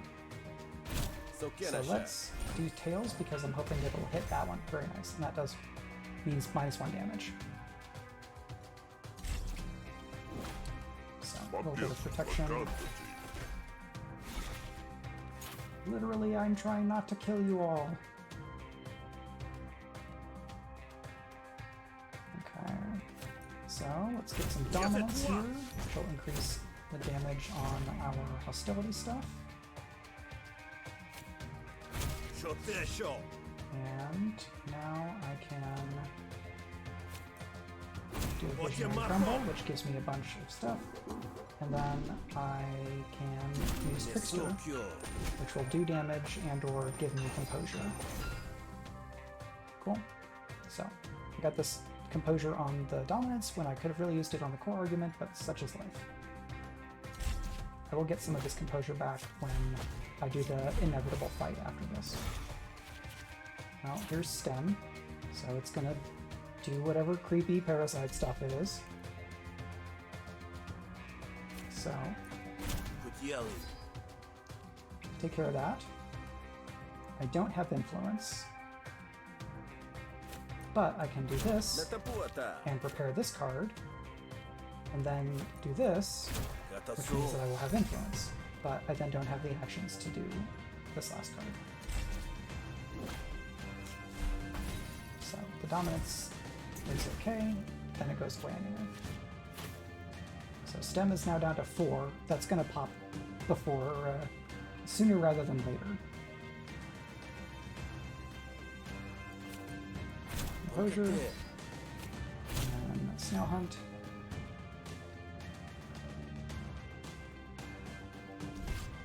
Dominance is good for being able to do these things. And then let's do a bunch of damage right away. So we'll take one more, and then hope to be able to finish this turn. So Blacklist will do 5, which means that I can do some things that will let me gamble, and then use Blacklist. Okay. And what do I want to take? Draw 2 cards and then gamble. Those cards less 1. Ooh, that's interesting.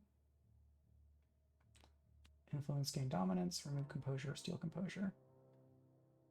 I mean, that looks cool. Rationale. Gamble, apply. So, again, I'm going to go for consistency. I don't... Improvise plus... Okay, it must be 5 cards, one of 5 cards, so I can have a wider selection or upgraded cards. I'd rather have upgraded cards. Galina Takal. And now we fight the Barons. And we've got these people on our sides. All allies get a small amount of panic at the beginning of your turn. That's not great. Especially since I just now have allies. Do I not have to fight the robot? I was expecting to fight the robot.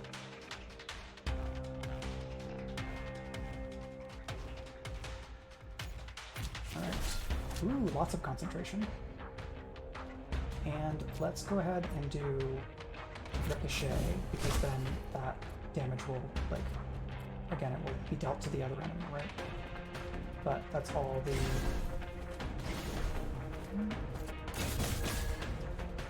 actions I have. So I take a decent bit of damage.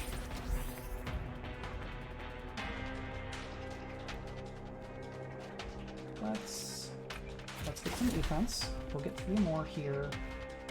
Whenever you play a card, discard a random card and reduce the shop by 1. That's a bit yikes. Let's go ahead and use the blaster. Cool. And then more defense.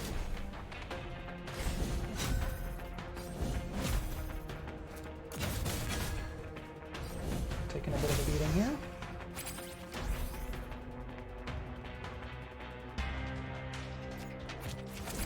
Get some more actions. Now let's do some pummeling.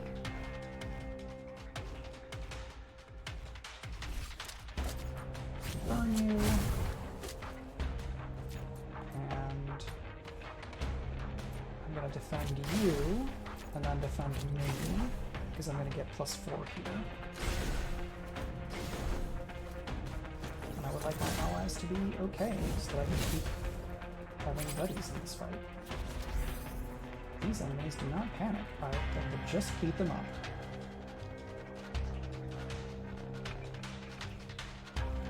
Let's go ahead and get all the use out of that we can, and now it's fine. I don't have to think about it.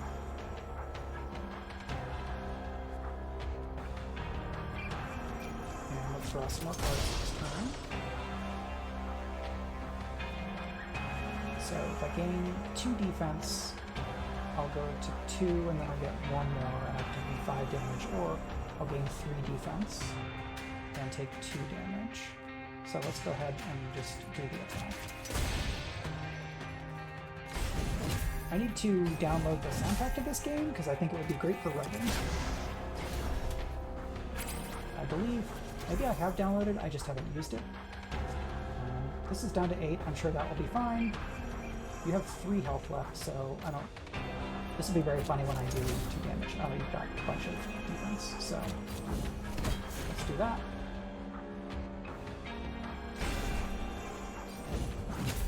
So this enemy has like the Guardians of the Galaxy whale gun, where it's got the 2 barrels like, under over.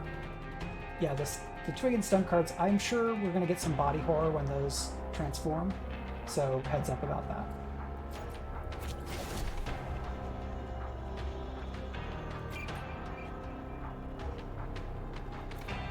Let's go ahead and defend. And some overcharge, which I'll use at some point. Okay, just defended, and so when you're fatigued, cards no longer gain XP for this battle, which is another way of keeping you from grinding. So, we want defense.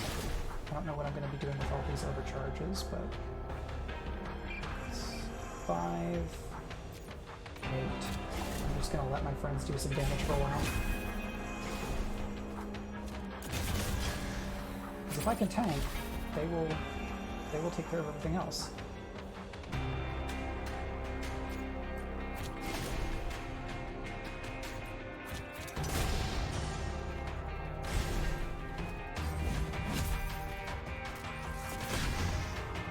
Exposed. I get less defense. Oh, I don't need Ricochet anymore. And now that I've done this, these friends are going to take this enemy out. So let's go ahead and let that happen. Alright, good job! Rebel Kane and Rebel Mako, or whatever. Starting with exposed is not great. But look at all this stuff that I get. Some money, I get some consumable cards, I get some resolve back, I get to upgrade Blast. Fully charged, this costs 0, or Mirrored Blast attack twice. I want to attack twice. And I get to draft a card. 1 burn per concentration. Interesting.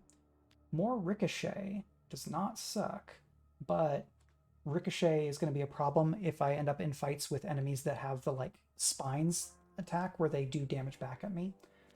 Deal 2 bonus damage for every overcharge. Consumes all overcharge. So that I think I'm going to go for because I have a number of things that do this. So, but these workers now love me because I help them and did not send a murder bot after them. So morale boosts all around, and we trash the automech. And now I go back. We'll see how that goes. There was a terrible accident at the Proving Grounds. What a monster.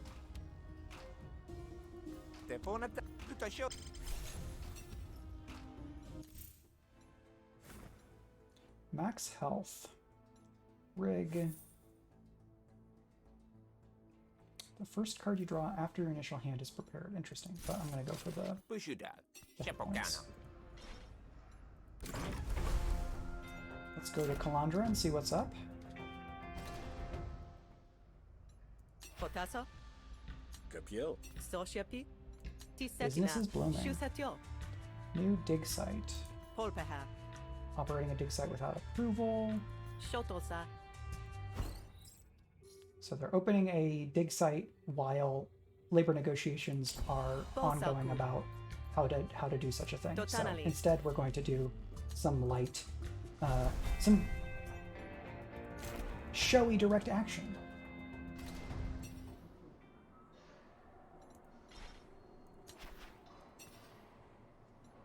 Shutenshisa. Patienza. Moselpa. Kianake.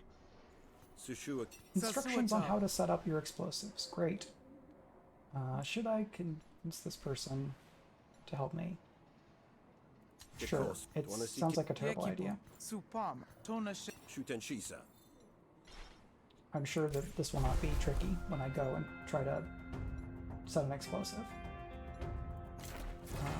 Oops, random encounter. Tina Shuana. Mepako Shushape. No, I'm not carrying contraband. I'm not going to squeal. Plus quitter. When do you need quitter? We'll stop fighting if only drones are left on the team, so I can ignore this enemy and go for that enemy. Because they're basically a minion. And they're both doing buffs, so let's go ahead and Alpha Strike on this enemy. So we'll get some more cards next turn. And look at all this damage I'm doing. Very good. So one of those stacks of exposed, we didn't have to deal with anything. Then we've got 7 incoming. Deal 5 damage to yourself, apply stun to an enemy, I'm guessing? So let's get some overcharge. So then we'll gain 4 defense, and we already have 3, so that's 7. Great. And I pick.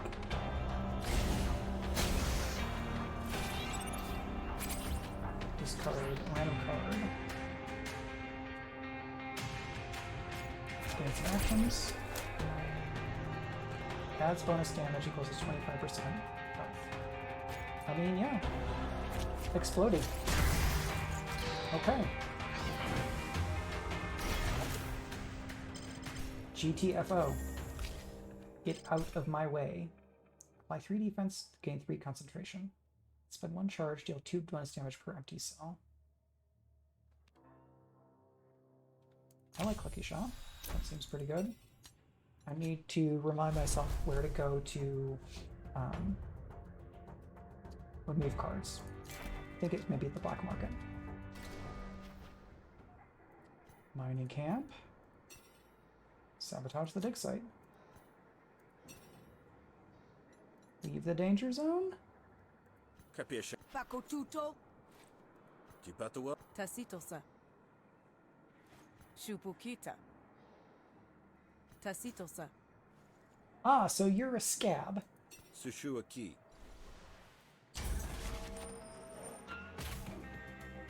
Get out of here. So, do this, and I get to prepare a card, but I want this to be prepared so that I gain influence. Molto da pe. And then I'm going to get some composure, and then get some upgraded cards. And let's go ahead and set the coin to tails to do some damage. Yeah, you've got composure, so it's all good. Coqueate.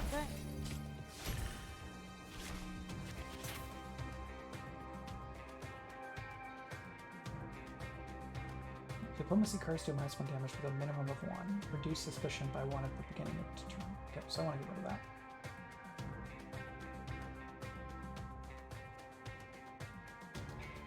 That was made it more expensive. Let's gain a dominance. Good. Okay, so now I don't get that penalty. Let's do some of that, and I'm going to lose the influence, so let's go ahead and use it while we can. Pitashi.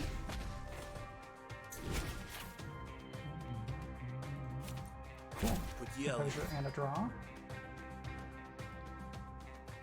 Prepare. I don't have prepare stuff. I want this on heads. Because then I get these bonuses.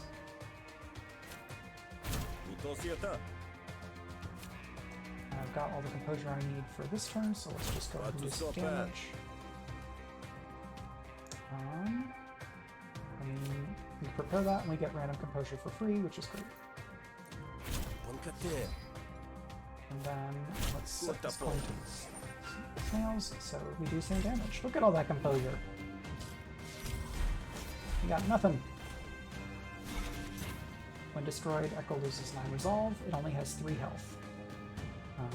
That's pretty great. I don't have the influence here, but it is tails. So... Aw. This is down to 2, so it's going to happen here pretty soon. Totema. And they've got 1 left, so I'm going to use pressure and finish this off.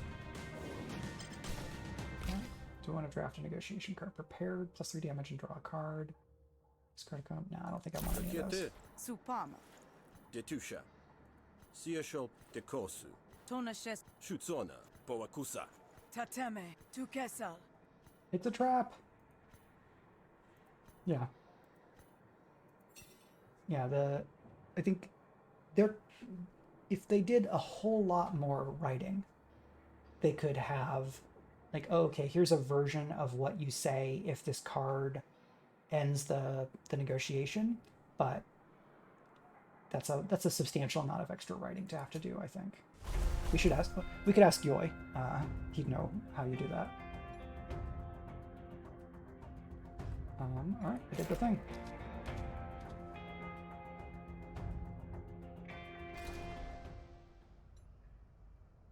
Good. We did the thing. Shusatyo.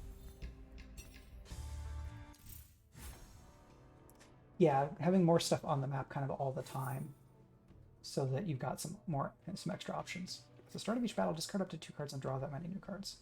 Hey, Chenrazi. I'm doing pretty well today. I got my vaccine booster on Monday, and so I was pretty achy, a bit blargy yesterday, but now I feel fine. I am having a lot of fun with Griftlands. I've only done a little bit of this scenario before, and enjoying it. How are you? Spend your last charge, gain a card. That seems pretty cool. I'm going to take the rejig, though. Just getting to do redraw is pretty powerful. So it lets you adjust to whoever your enemy is, based in terms of like what cards you want to be able to open up with. Friend in trouble.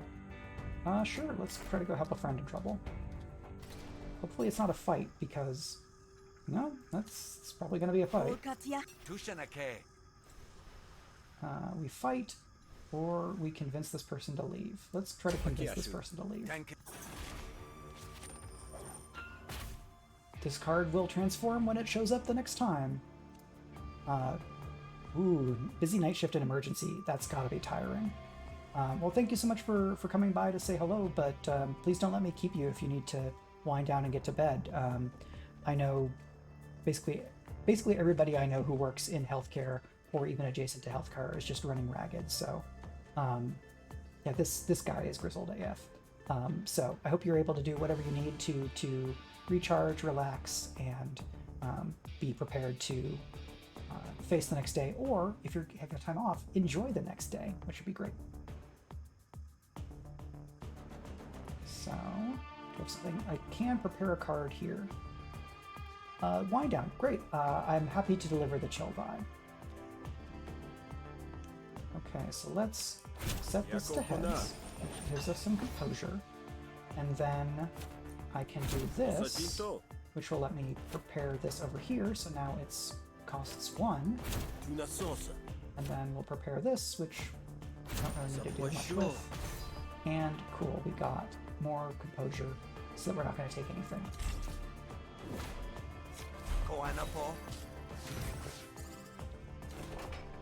Yeah, you're welcome to keep that stem card. I'm not going to ask for it back.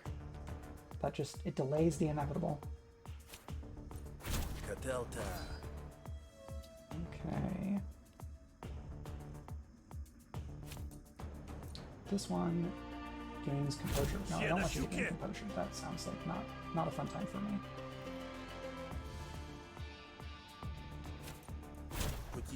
Cool, and that peels back onto you. I've got 3 composure.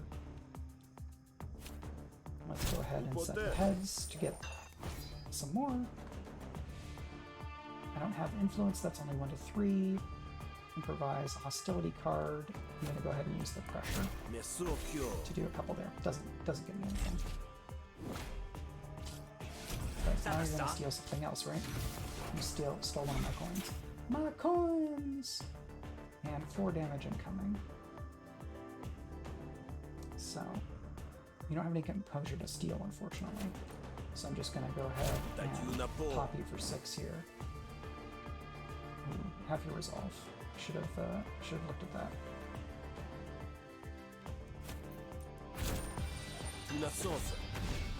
Great. And you don't have any composure. I don't have any actions left. I'm going to take a little bit of composure here, or a little bit of resolve damage. Push a car.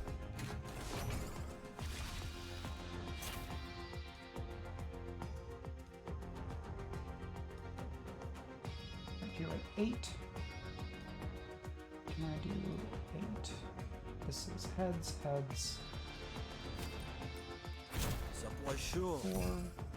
Yes, I can do that. Catelta. Here's how it is.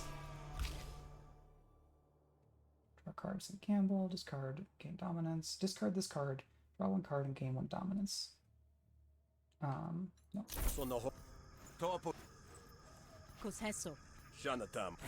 So, we saved Delao, no? When you sleep, gain full experience on a random card. Oh, that's pretty handy.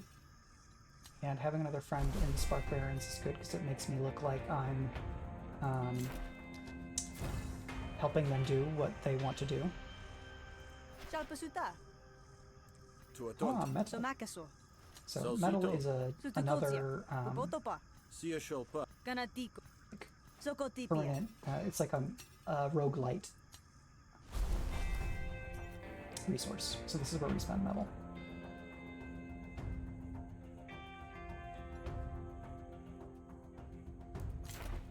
Okay. Accepting that I might get some more random encounters, let's go to the black market because I might be able to buy a membership, 100 shills. Yeah, I've got negotiation powers, let's try to use them. So whenever they do damage, they gain composure equal to the resolve I lose. If no resolve is lost, Zik takes 3 damage. So I want to go on defense. It is a made-up language, Chimrazi. To the best of my knowledge, I've not heard anything about like, oh, they're secretly using blank language from our world. Spend on influence, gains extra damage. I don't have influence. I could use some things that would give me influence. That's something I should think about.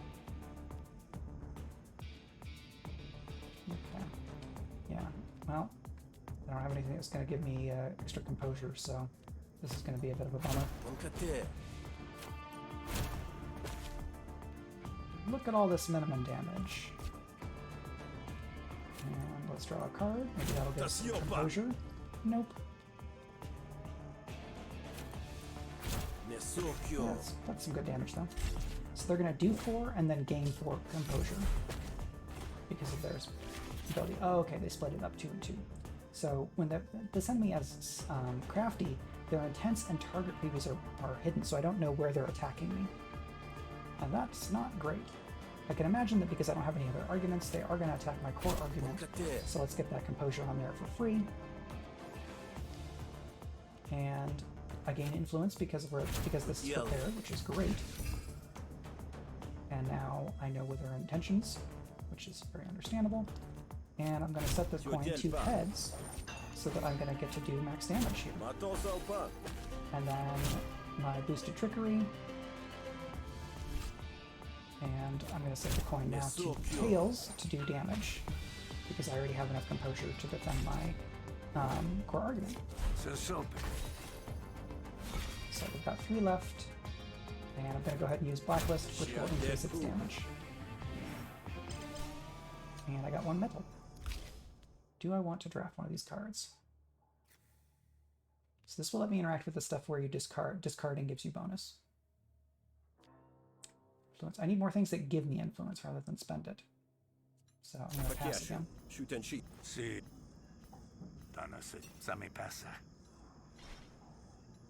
Okay. So this is about they can buy graphs. Okay. Okay, you're the person who I can pay to remove cards. So let's remove some battle cards. I've got basic attacks that do 2 to 4. This one is already upgraded. I've got these. So I do have more things that are going to give me better defense. So I'm going to remove this one hunker down, which is a basic defense card. And I can only remove 1 of each type. You recently did this. Do I want to remove a negotiation card? Is Helmet doing enough for me? So I can remove this and I will lose health, but I don't... Ricochet will never not be funny. I could do this, accept the health loss, but I'm really curious to see what happens when it activates, so I'm going to consciously not do the smart thing, because I think it'll make for fun stream. Blank, Dogged, Jabber. So I really want to keep that for sure, because I have so few things that give me influence.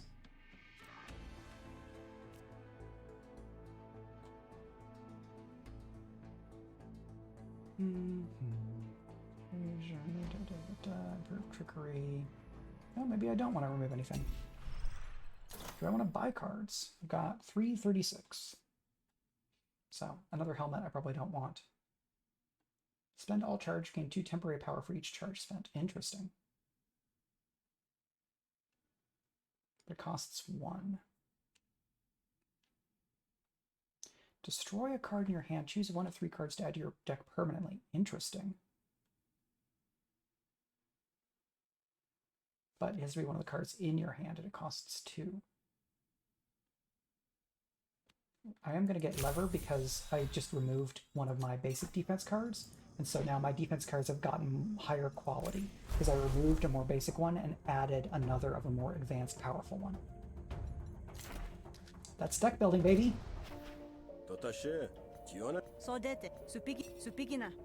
Alright, so spend metal. So, okay, so these are these just this one run? Start the game with additional shells? Probably not. So I have 5. Let's go ahead and increase maximum health. I don't remember. Guess it's maybe now? Dekosu. Shampusha. It will help in the long term, if not the short term. I did that stuff, and now let's go do our report. And then theoretically we have whatever the end of day 2 encounter is going to be. You find a message left by your counterpart on the other side of the wall. Proceed to Grout Bog access gate and facilitate the entry of Rudana to the bog, accompanied by his cargo, Oshnu. Alright. Eliminate Rudana with discretion. Interesting. Deliver proof to Hebel. Help an Admiralty clerks smuggle weapons into the bog. Interesting. We'll see what like double, triple cross opportunities I have in this mission. And I think when we're done with this day, I may call it. But I'm having a good time, and I don't think Mega's home just yet. So Timana Siontaso. can just keep going. Siona Penta. So pay for new authorization, convince her to let it through, force your way through. That's gonna be hard. A 3-star and a 4-star enemy. So let's go ahead and try to do the negotiation. We do have the bonus from this, so when it's destroyed, I will receive 30 shells. That's pretty handy, but it doesn't immediately benefit me. Again, I get this roughneck for free, but then the enemy doesn't have any composure to steal, which is a bummer. So let's draw the card. Very nice. And let's go after this. Cool, we got the money. And then I will go ahead and get myself a bunch of composure. I guess I should just use use the roughneck, so that I can get XP with it. I should have been doing that previously. And, oh no, my blacklist! I want that back. It's very good. I'm on tails now, so let's go after you. So we get the blacklist. And then I don't want you to get that composure. And now I'm going to set the composure to heads to get myself some, or the coin to heads so I can get myself some composure. I don't have any more actions, so I'll gamble, and I do get that, so I get the double hit. I'm gonna take one here. What did you steal? You stole Sluggish Rationale. Well, that's not great for me. And I will gain more vulnerability when you come after this, which can't say I like it. I do want to gain influence, so let's do that. And now we can gamble a bunch, which will give composure, and it might give composure to this. There we go. So I only need one more composure here, which will no, I need 3 more, because I was counting this 2 twice, which is not how you do it. So now that's okay. And this is tails. Do I have influence? I don't have an influence to spend. I do have a rig. Was I improvised hostility card? Sure. And we're back to that. Alright. So I'm protecting the straw man that they gave to me so that I don't get rocked by it. Drowsiness. Okay, so this has multiple stages because this was the stem card. Expend this card. But I didn't expend it. Huh. I don't know why that happened. Because I also didn't lose the action. Maybe I drew it as stem and then it transformed into drowsiness, so it doesn't count as having just been drawn. Maybe that's what it is. Okay. Let's get rid of that. Because then we get this. I can prepare a card. Because then this will give me influence. We've got 4 left. That's not enough. So, well, Monkate. I guess I can, if I get heads and it goes to there, well, this is gonna hurt. This is the straw man getting the hit. Kashalmi. Okay, we've got 4 left. So let's use the cards that still need to get leveled up. Alright, so we get a medal. We get to upgrade praise. So it can, the maximum damage can be increased, or you get more influence when it's prepared. I'm going to take the maximum damage because you get to do maximum damage when you have influence, and that's pretty great. And I'm going to pass on that. Pekosun. So we're down into the region, and then I need to go all the way over to here. Get a random encounter. The usual cacophony of bog life falls silent when you realize you're being followed. Sakikasa, kenehe pipona, totianata. I mean, yeah. Capisce. Kasion, sunapota. Shekepuna. Teehee. Well, that's not great, but I don't have to kill the guy, and the rise gets all of that stuff, so that works just fine by me. I'm gonna go here because that'll let me remove cards again, or is it per day? Sahul. Pupotopa. No, per day. Okay. Now we go back here, and we'll see what. Yeshi. Hey, so this is the one of the other player characters, Sal, from the first scenario. Poltsahamu. Mitotasa. Poshuanapa. Piepotuku. This is funny. Zetsosa. It's like when you play a side group in a tabletop game, and then your side group interacts with your main group. Piakishalpa. All right, so now we're going on a different side quest. Shipato. Keltil Tales. Gotatel. Posce. Che piace.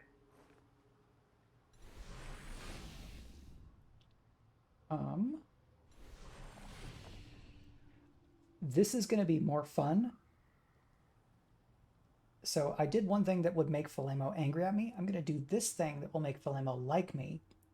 And I'm very curious to see what it's like to fight one of the other characters. Tikoshel. Putana Show. And so this fight is... I guess it's... You have an ally either way. So you're either fighting them or you're fighting this person. What do I want to discard?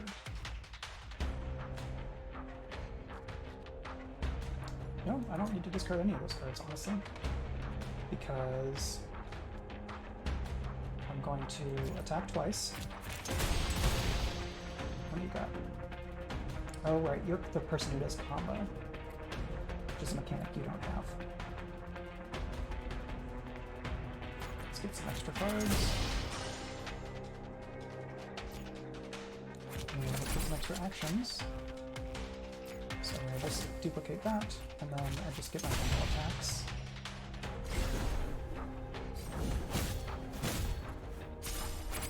And I get more cards. You are going to do 2 stacks of 3 damage. I have 1 charge. So let's get overcharge, because then I can do bonus damage. Look at all that bonus damage. Pop. Very good. Big smoosh. So this person has the heads of other robot people on the end of their staff? That's a little bit creepy. This is counting down. So I definitely want a bunch of defense, please, thank you. I would like some defense.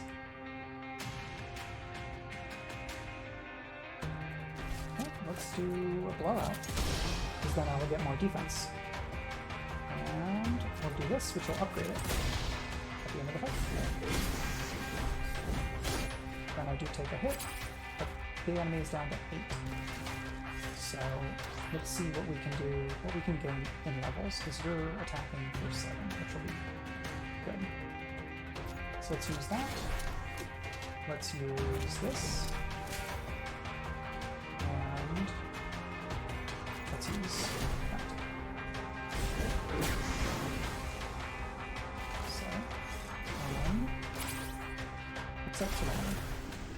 You're just a bounty hunter. I don't need to kill you.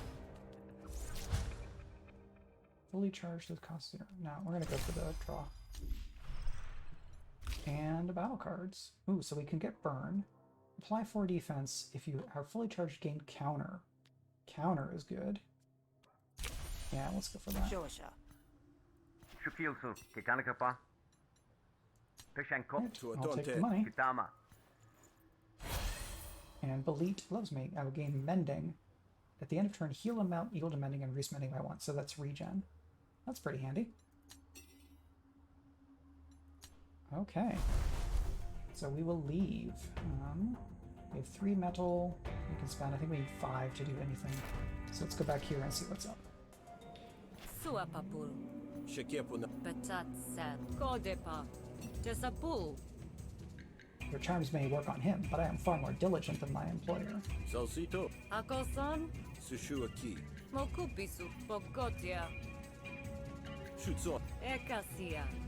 Testing machine for automated digging. Batua. Asisana. It is malfunctioned. Kiankiako. Shutenshis. Patatsat. Probably a battle unit. Oh, Kakete. why did you use a battle unit for digging holes? Mokupisu. Companies. Atashu. Suapapul. Killed 8 laborers. Well, I don't want it to kill laborers. You say it's worse that they damaged their equipment. I say it's worse that they killed people. Yatopu. Kodepa. Pokotia. Ekasia. Well, I do want that machine to not murder people. That's very accurate. However, I only have 26 health. Maybe I should have eaten some food to gain health back. Shukilsu. Totashe. Peshanko. Pokopeta. Alright, I do want you to spare some people. Kupiaki. Siasho. So, start battle with any supporters you've won to your side. This line of negotiation. Oh, fun. So, look at this. Each of these 3 is a potential ally in the fight. So, if I defeat the this argument, I will get security guard Vu on my side. This will get me the auto dog, and this will get me processor. And what's this? Targets a friendly argument for each turn for 1 per stack of doubt. Okay, so that's not great. I get this because somebody hates me, right? Yeah, social bane. Well, let's start out by taking names. Onatier. And gamble. I'm gonna rig 2 tails. And then we're gonna gamble, and I know that it's gonna come up tails. I'm gonna do 2 damage to every argument. So one of the people is now gonna be on my side. But I probably need to protect this argument since it came over here. Capiashua. You stole the land. And you're going to get composure for each hostility card I drew. So that's not great for me. Let's set the coin 2 heads so that we get all this bonus. Let's gain some influence. I'd like you to not get that composure. That's a bummer. Let's defend that, please. Let's defend that. And then let's gamble and hope for heads. Nope, just do a little bit of damage. Sakeko. And now I have different things to protect. So I have to protect this one and this one. This one, oh, okay, because you give me doubt. So this is how I stop because they don't have, look at those, there's no core argument here. So if I stop the argument now, I will have the auto dog with me, but I want to try to get at least one more. But then I have to wait until receive support comes around again to end the negotiation. So I'm gonna go here, Una sosa. and now this card is prepared, so it's cheaper. Sotalkier. What do I need to prepare? Okay, that doesn't really matter so much. Let's Una go sosa. for...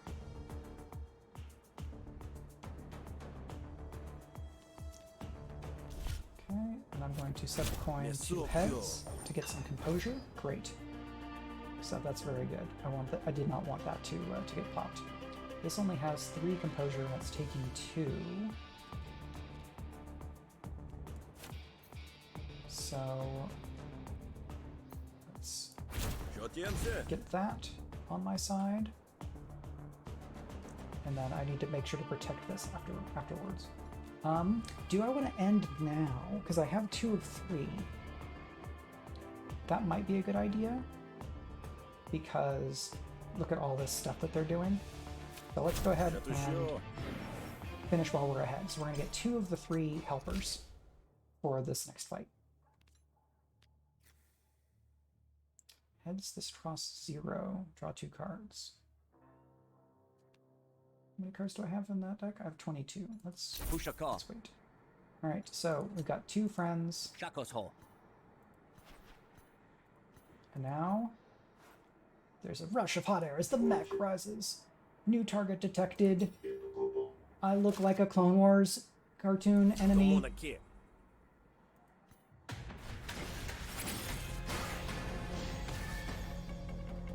So instead of a leg, it just has like thruster rocket.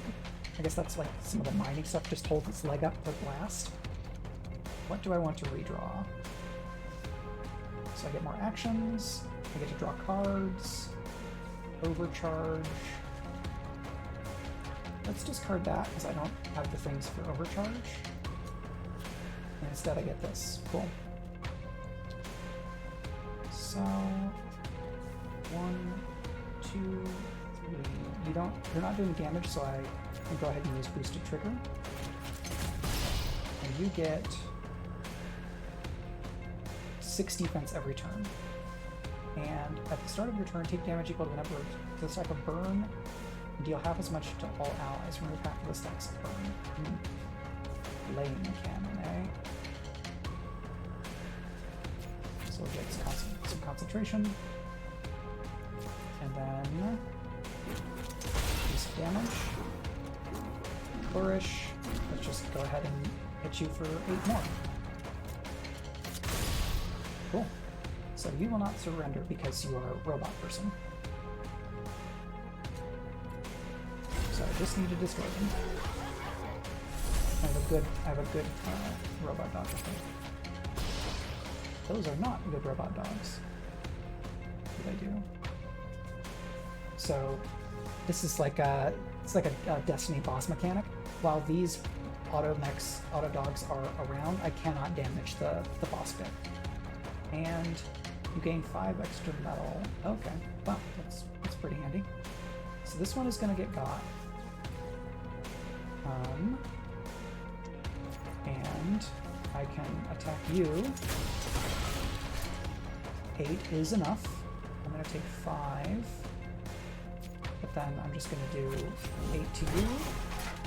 And so now you are gonna get rid of that one. Maybe do you get to attack this enemy? No, you're just something. Okay, and I'm scorched. Burn cannot decay more than 2 stacks per turn.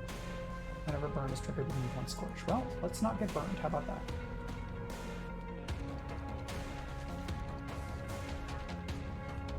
And let's do some damage here.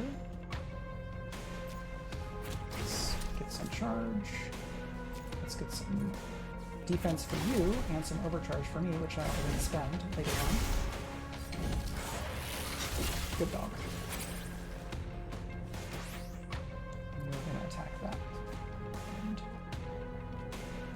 well, why don't I defend you? and then attack twice. And I wish if I had done things differently, I could have gotten fully charged and then gained counter, which would let me counterattack an enemy. But I do get to do this, which will give me more cards next turn. And that's very handy. The very good robot opens up their head to have a laser blast.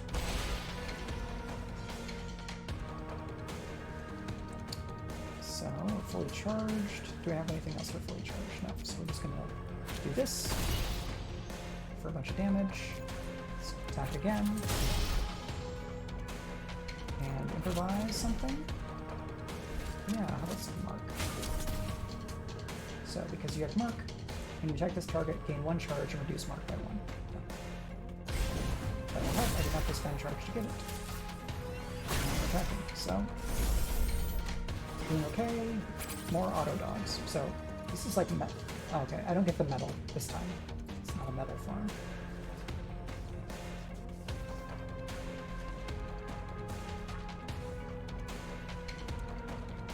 Okay, let's get some extra actions because then I get you.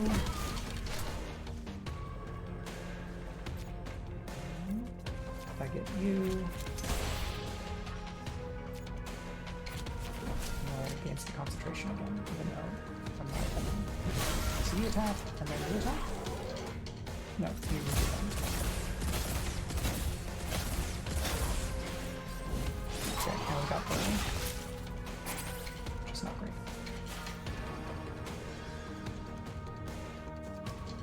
So let's give you defense, because then I gain overcharge. You have 3 health, so let's do this. And then I have 1 left. Consumes overcharge. This is better? Question mark? Yeah.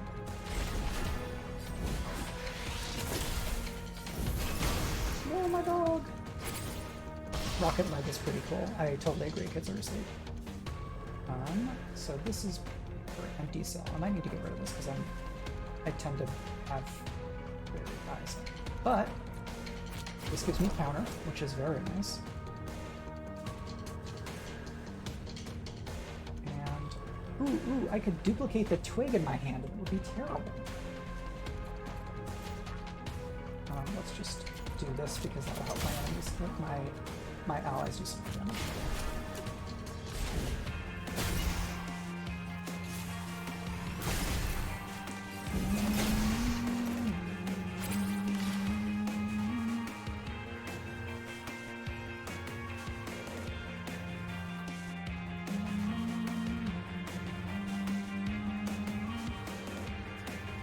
So this ricochet is not really going to do much because I can't ever attack this enemy at the same time as the dogs. It doesn't seem like. So let's do that. And I don't need the defense, so let's go ahead and kick. Love to kick a robot. Just don't kick the rocket head.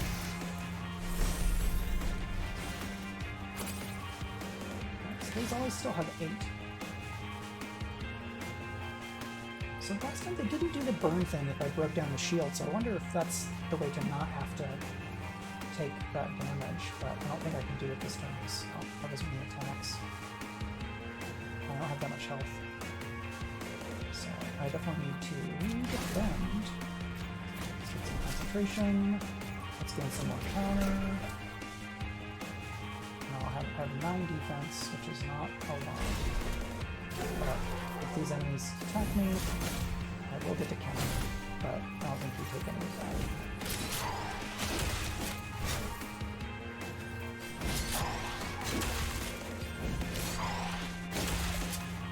Oh, my Robodog! 884. So, this will get rid of you.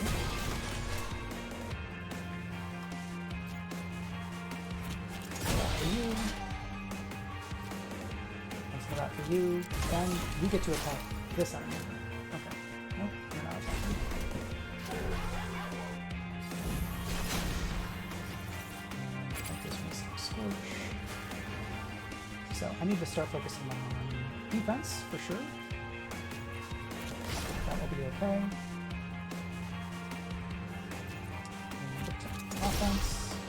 Okay, this is gonna do it. We did it! I took a lot of damage. We get metal, we get more metal. We get resolve, we get some money, we get the card Screamer.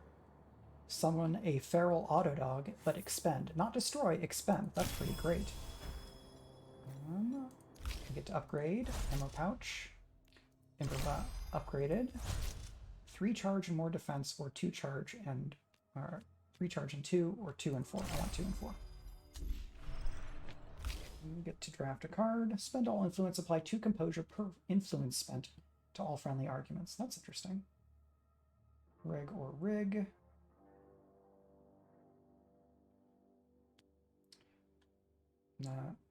Because that requires prepared, it's not so great. Yeah, I'm not into any of these, unfortunately. Empty is unlikely. Gain defense equal number of cards in your discard. That's not bad, depending on the day. All attacks are piercing until the end of your turn. That seems pretty handy.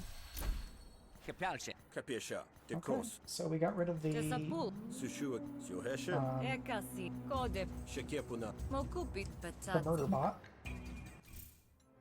So we only have one battle graph slot left, so I need to think about. We've got temporary power, extra health, draw and discard. Taking damage is not necessarily great. I don't want this because I have a card. I just got a card that will give me a pet every battle if I play it. No longer gain defense from empty cells, but gain an action. Yeah, I think that's fine because I've been playing so much a full charge deck.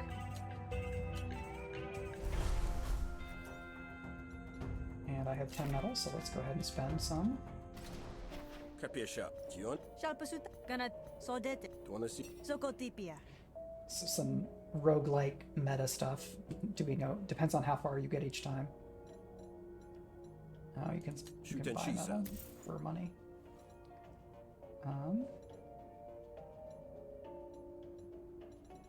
Let's get some more health. Cecilpe? Unlock flourishes. So, okay, you can change flourishes for metal. Alright, that's pretty fun. Do I have? Oh, okay, I guess I have. That must be the 8 burn. Nah, Somakaso. De cos. that's pretty cool. Sutukotia. Yeah, there's a lot more in this game than when it was in early access, even in the scenarios that I've already been playing. It's still day 2, so I can't go and get rid of another battle card. But now I think we can rest in the back. Is that right? Putia. Shu. Tuatonte. We'll see how much of this health I get back with a big fight. Day 2. Okay, we do get everything back.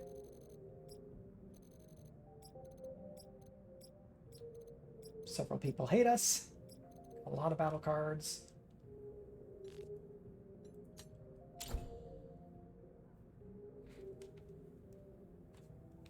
Let's check to see if there's any word from Meg.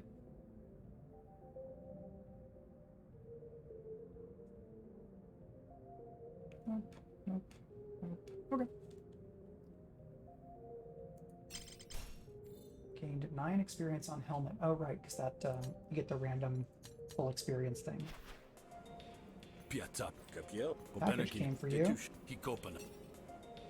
What's in the package? So on. Tasel. No boon.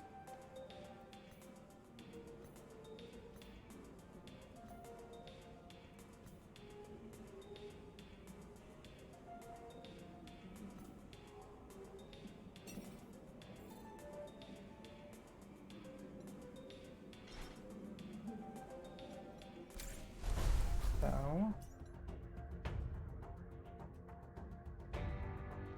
or I give it to her. So, I do want Philemo to, like, bring me in close enough that I can do bad stuff to him.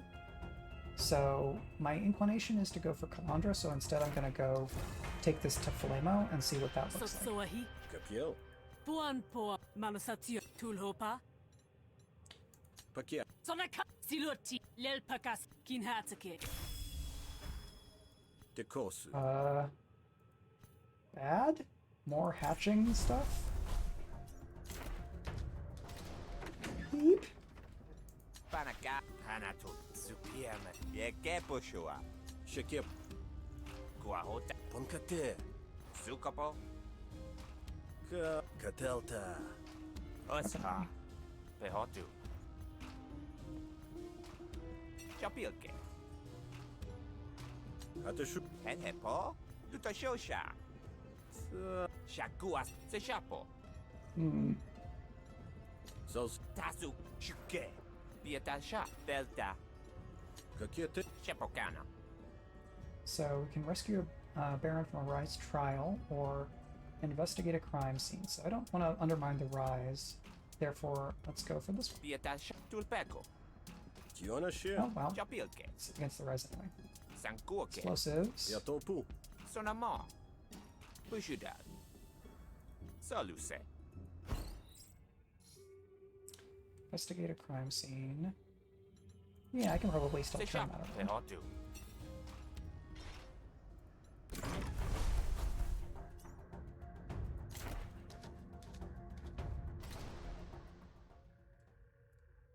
Delano. Sia kiak. Shuten. Kepakipu. Kemotapo. Sushu aki. Totashe. Alright, I'm supposed to interrogate a bunch of people. Sia sholpa. Tiasosa. Pekosu. Sio heshe. Pomotua. Tuanasi. Tahanatal. Brill. Puakena. Kona pasho. Gura, who doesn't like Shonatate. me. Tishutu. GT, I don't know that if I know GT. Tiposhie. Pakiashu. Shushape. Everybody's guilty of Detusha. something. Cop mentality. Sotsipe. Kasiakoa. Tipato. Petulto. Tuaton. Yokisa. Kapiesha.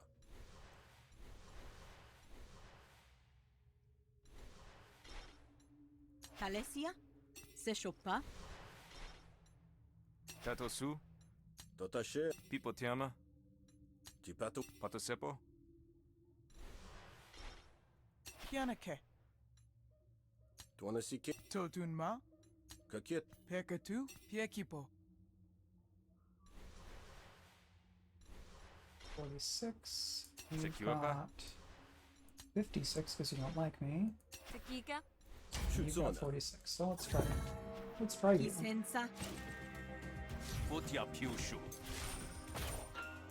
And this increases GT's damage, so I want to get rid of that for sure.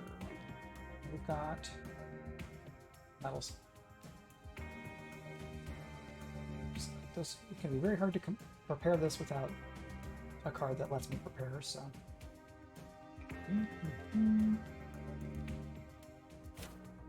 So I can see if we get this gamble. We don't. Oh, yes we do. I'm not sure exactly how that happened. Shirk and Organize is the name of my Union Song cover band. Beautiful. It's like a sitting strike where you're at your station but you're just not working, or you're doing the minimum work that you can to sabotage the shop.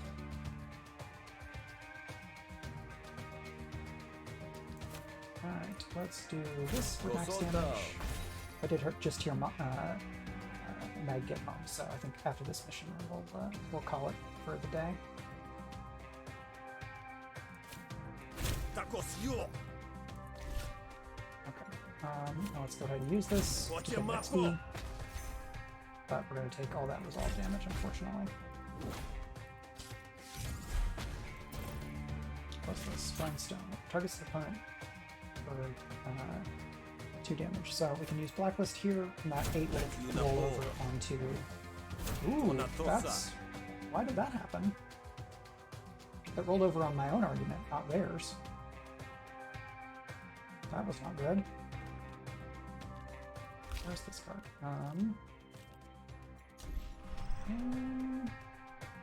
Okay, well, I don't know why that happened. That's a bummer. Let's set the coin to heads, which will give me some bonus. And that. And let's get some composure, please. Thank you.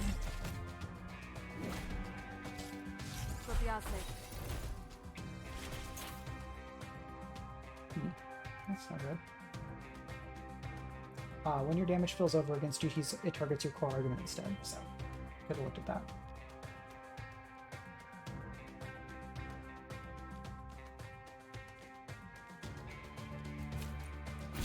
So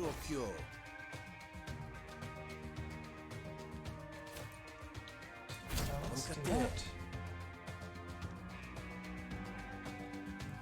Let's do that. Now let's do this. What do we get? Bonus actions next turn.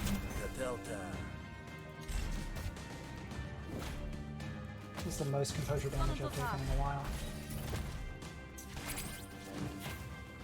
Drowsiness just expended. Okay.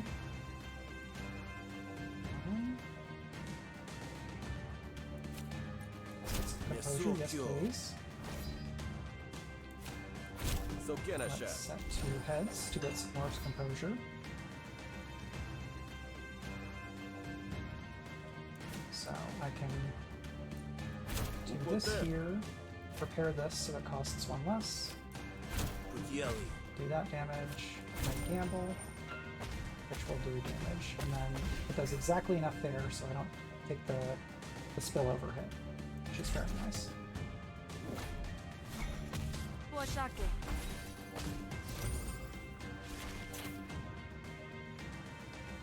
Alright, so all these have the XP that they need, so we're just gonna finish the fight. Alright, GT, what are you gonna tell me? So maximize damage, or increase. I mean, always doing 6 seems pretty great. So gamble.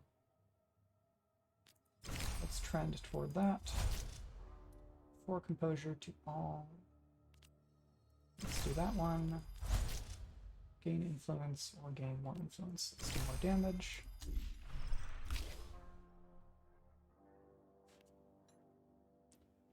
Gamble once per resolve lost.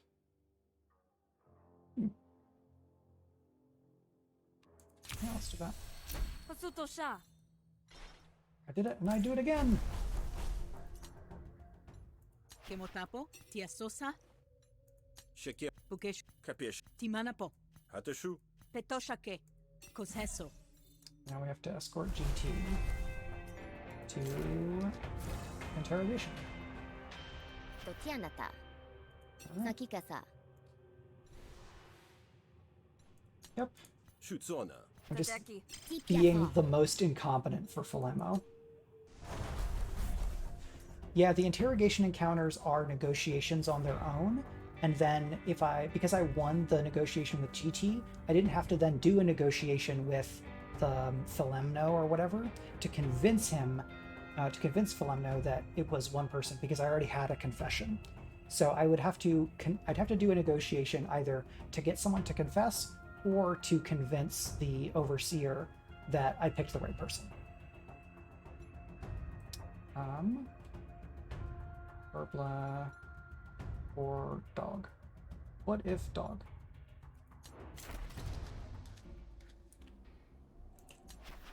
Sehulkia, Heteshe, Sure.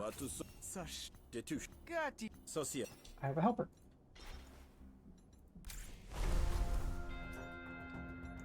And what do I got? I'm gonna go back here.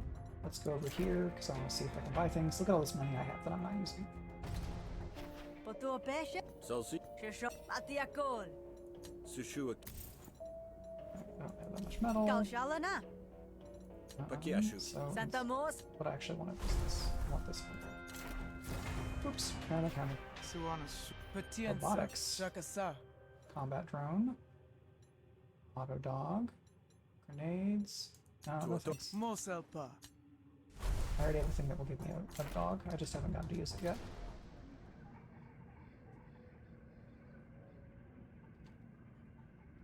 Yeah, it seemed like he really enjoyed Fights in Tight Spaces. I don't know whether he's played Griftlands. I think he would really enjoy this one because it's got way more story than Fights in Tight Spaces, and the story stuff is usually way more up his alley. So I think that one is a higher chance to hit. I think that I've talked with him about Griftlands before, but I'll have to loop back around to it. That's a good suggestion, Chinrazi. And yeah, this does have a fair amount going on in terms of like how do all these systems interconnect. But you know, this will show up on YouTube if you want to come back to it whenever. And let's remove a battle card. What do I want to do? So I already have. Let's see. So I can get rid of this. But I'm curious to see what it is. I can get rid of this. It's hatch down to hatch 2. Let's see, did I get rid? Okay. So I have all these cards that are more defense, so I'm going to get rid of another Hunker Down. And there's that. Oh, it's been Griftlands has been on Arv's radar, but he hasn't gotten a chance to play it. Okay, thanks for letting me know, Rising Tides. That sounds about right.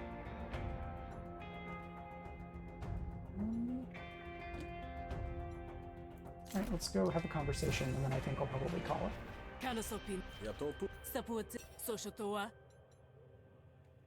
No, I want all the weird things. What? Well, that's not great. No, I wanted to see what the weird bog stuff is. I don't get these bog cultists.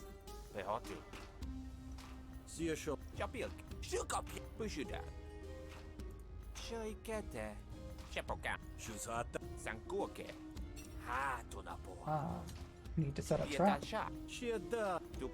But of course, I will not be setting a trap. I will be for him. I will be setting a trap to benefit the rise. Well, thank you so much, Chinrazi. I'm really glad that that you're enjoying this. The idea of being able to help somebody unwind after a long day of work is really heartening to me, and I'm very happy to have that opportunity. Honestana. Shotosa. Stuff about the boggers. Here's the stuff about the cash. Weapons. Cashion, yep.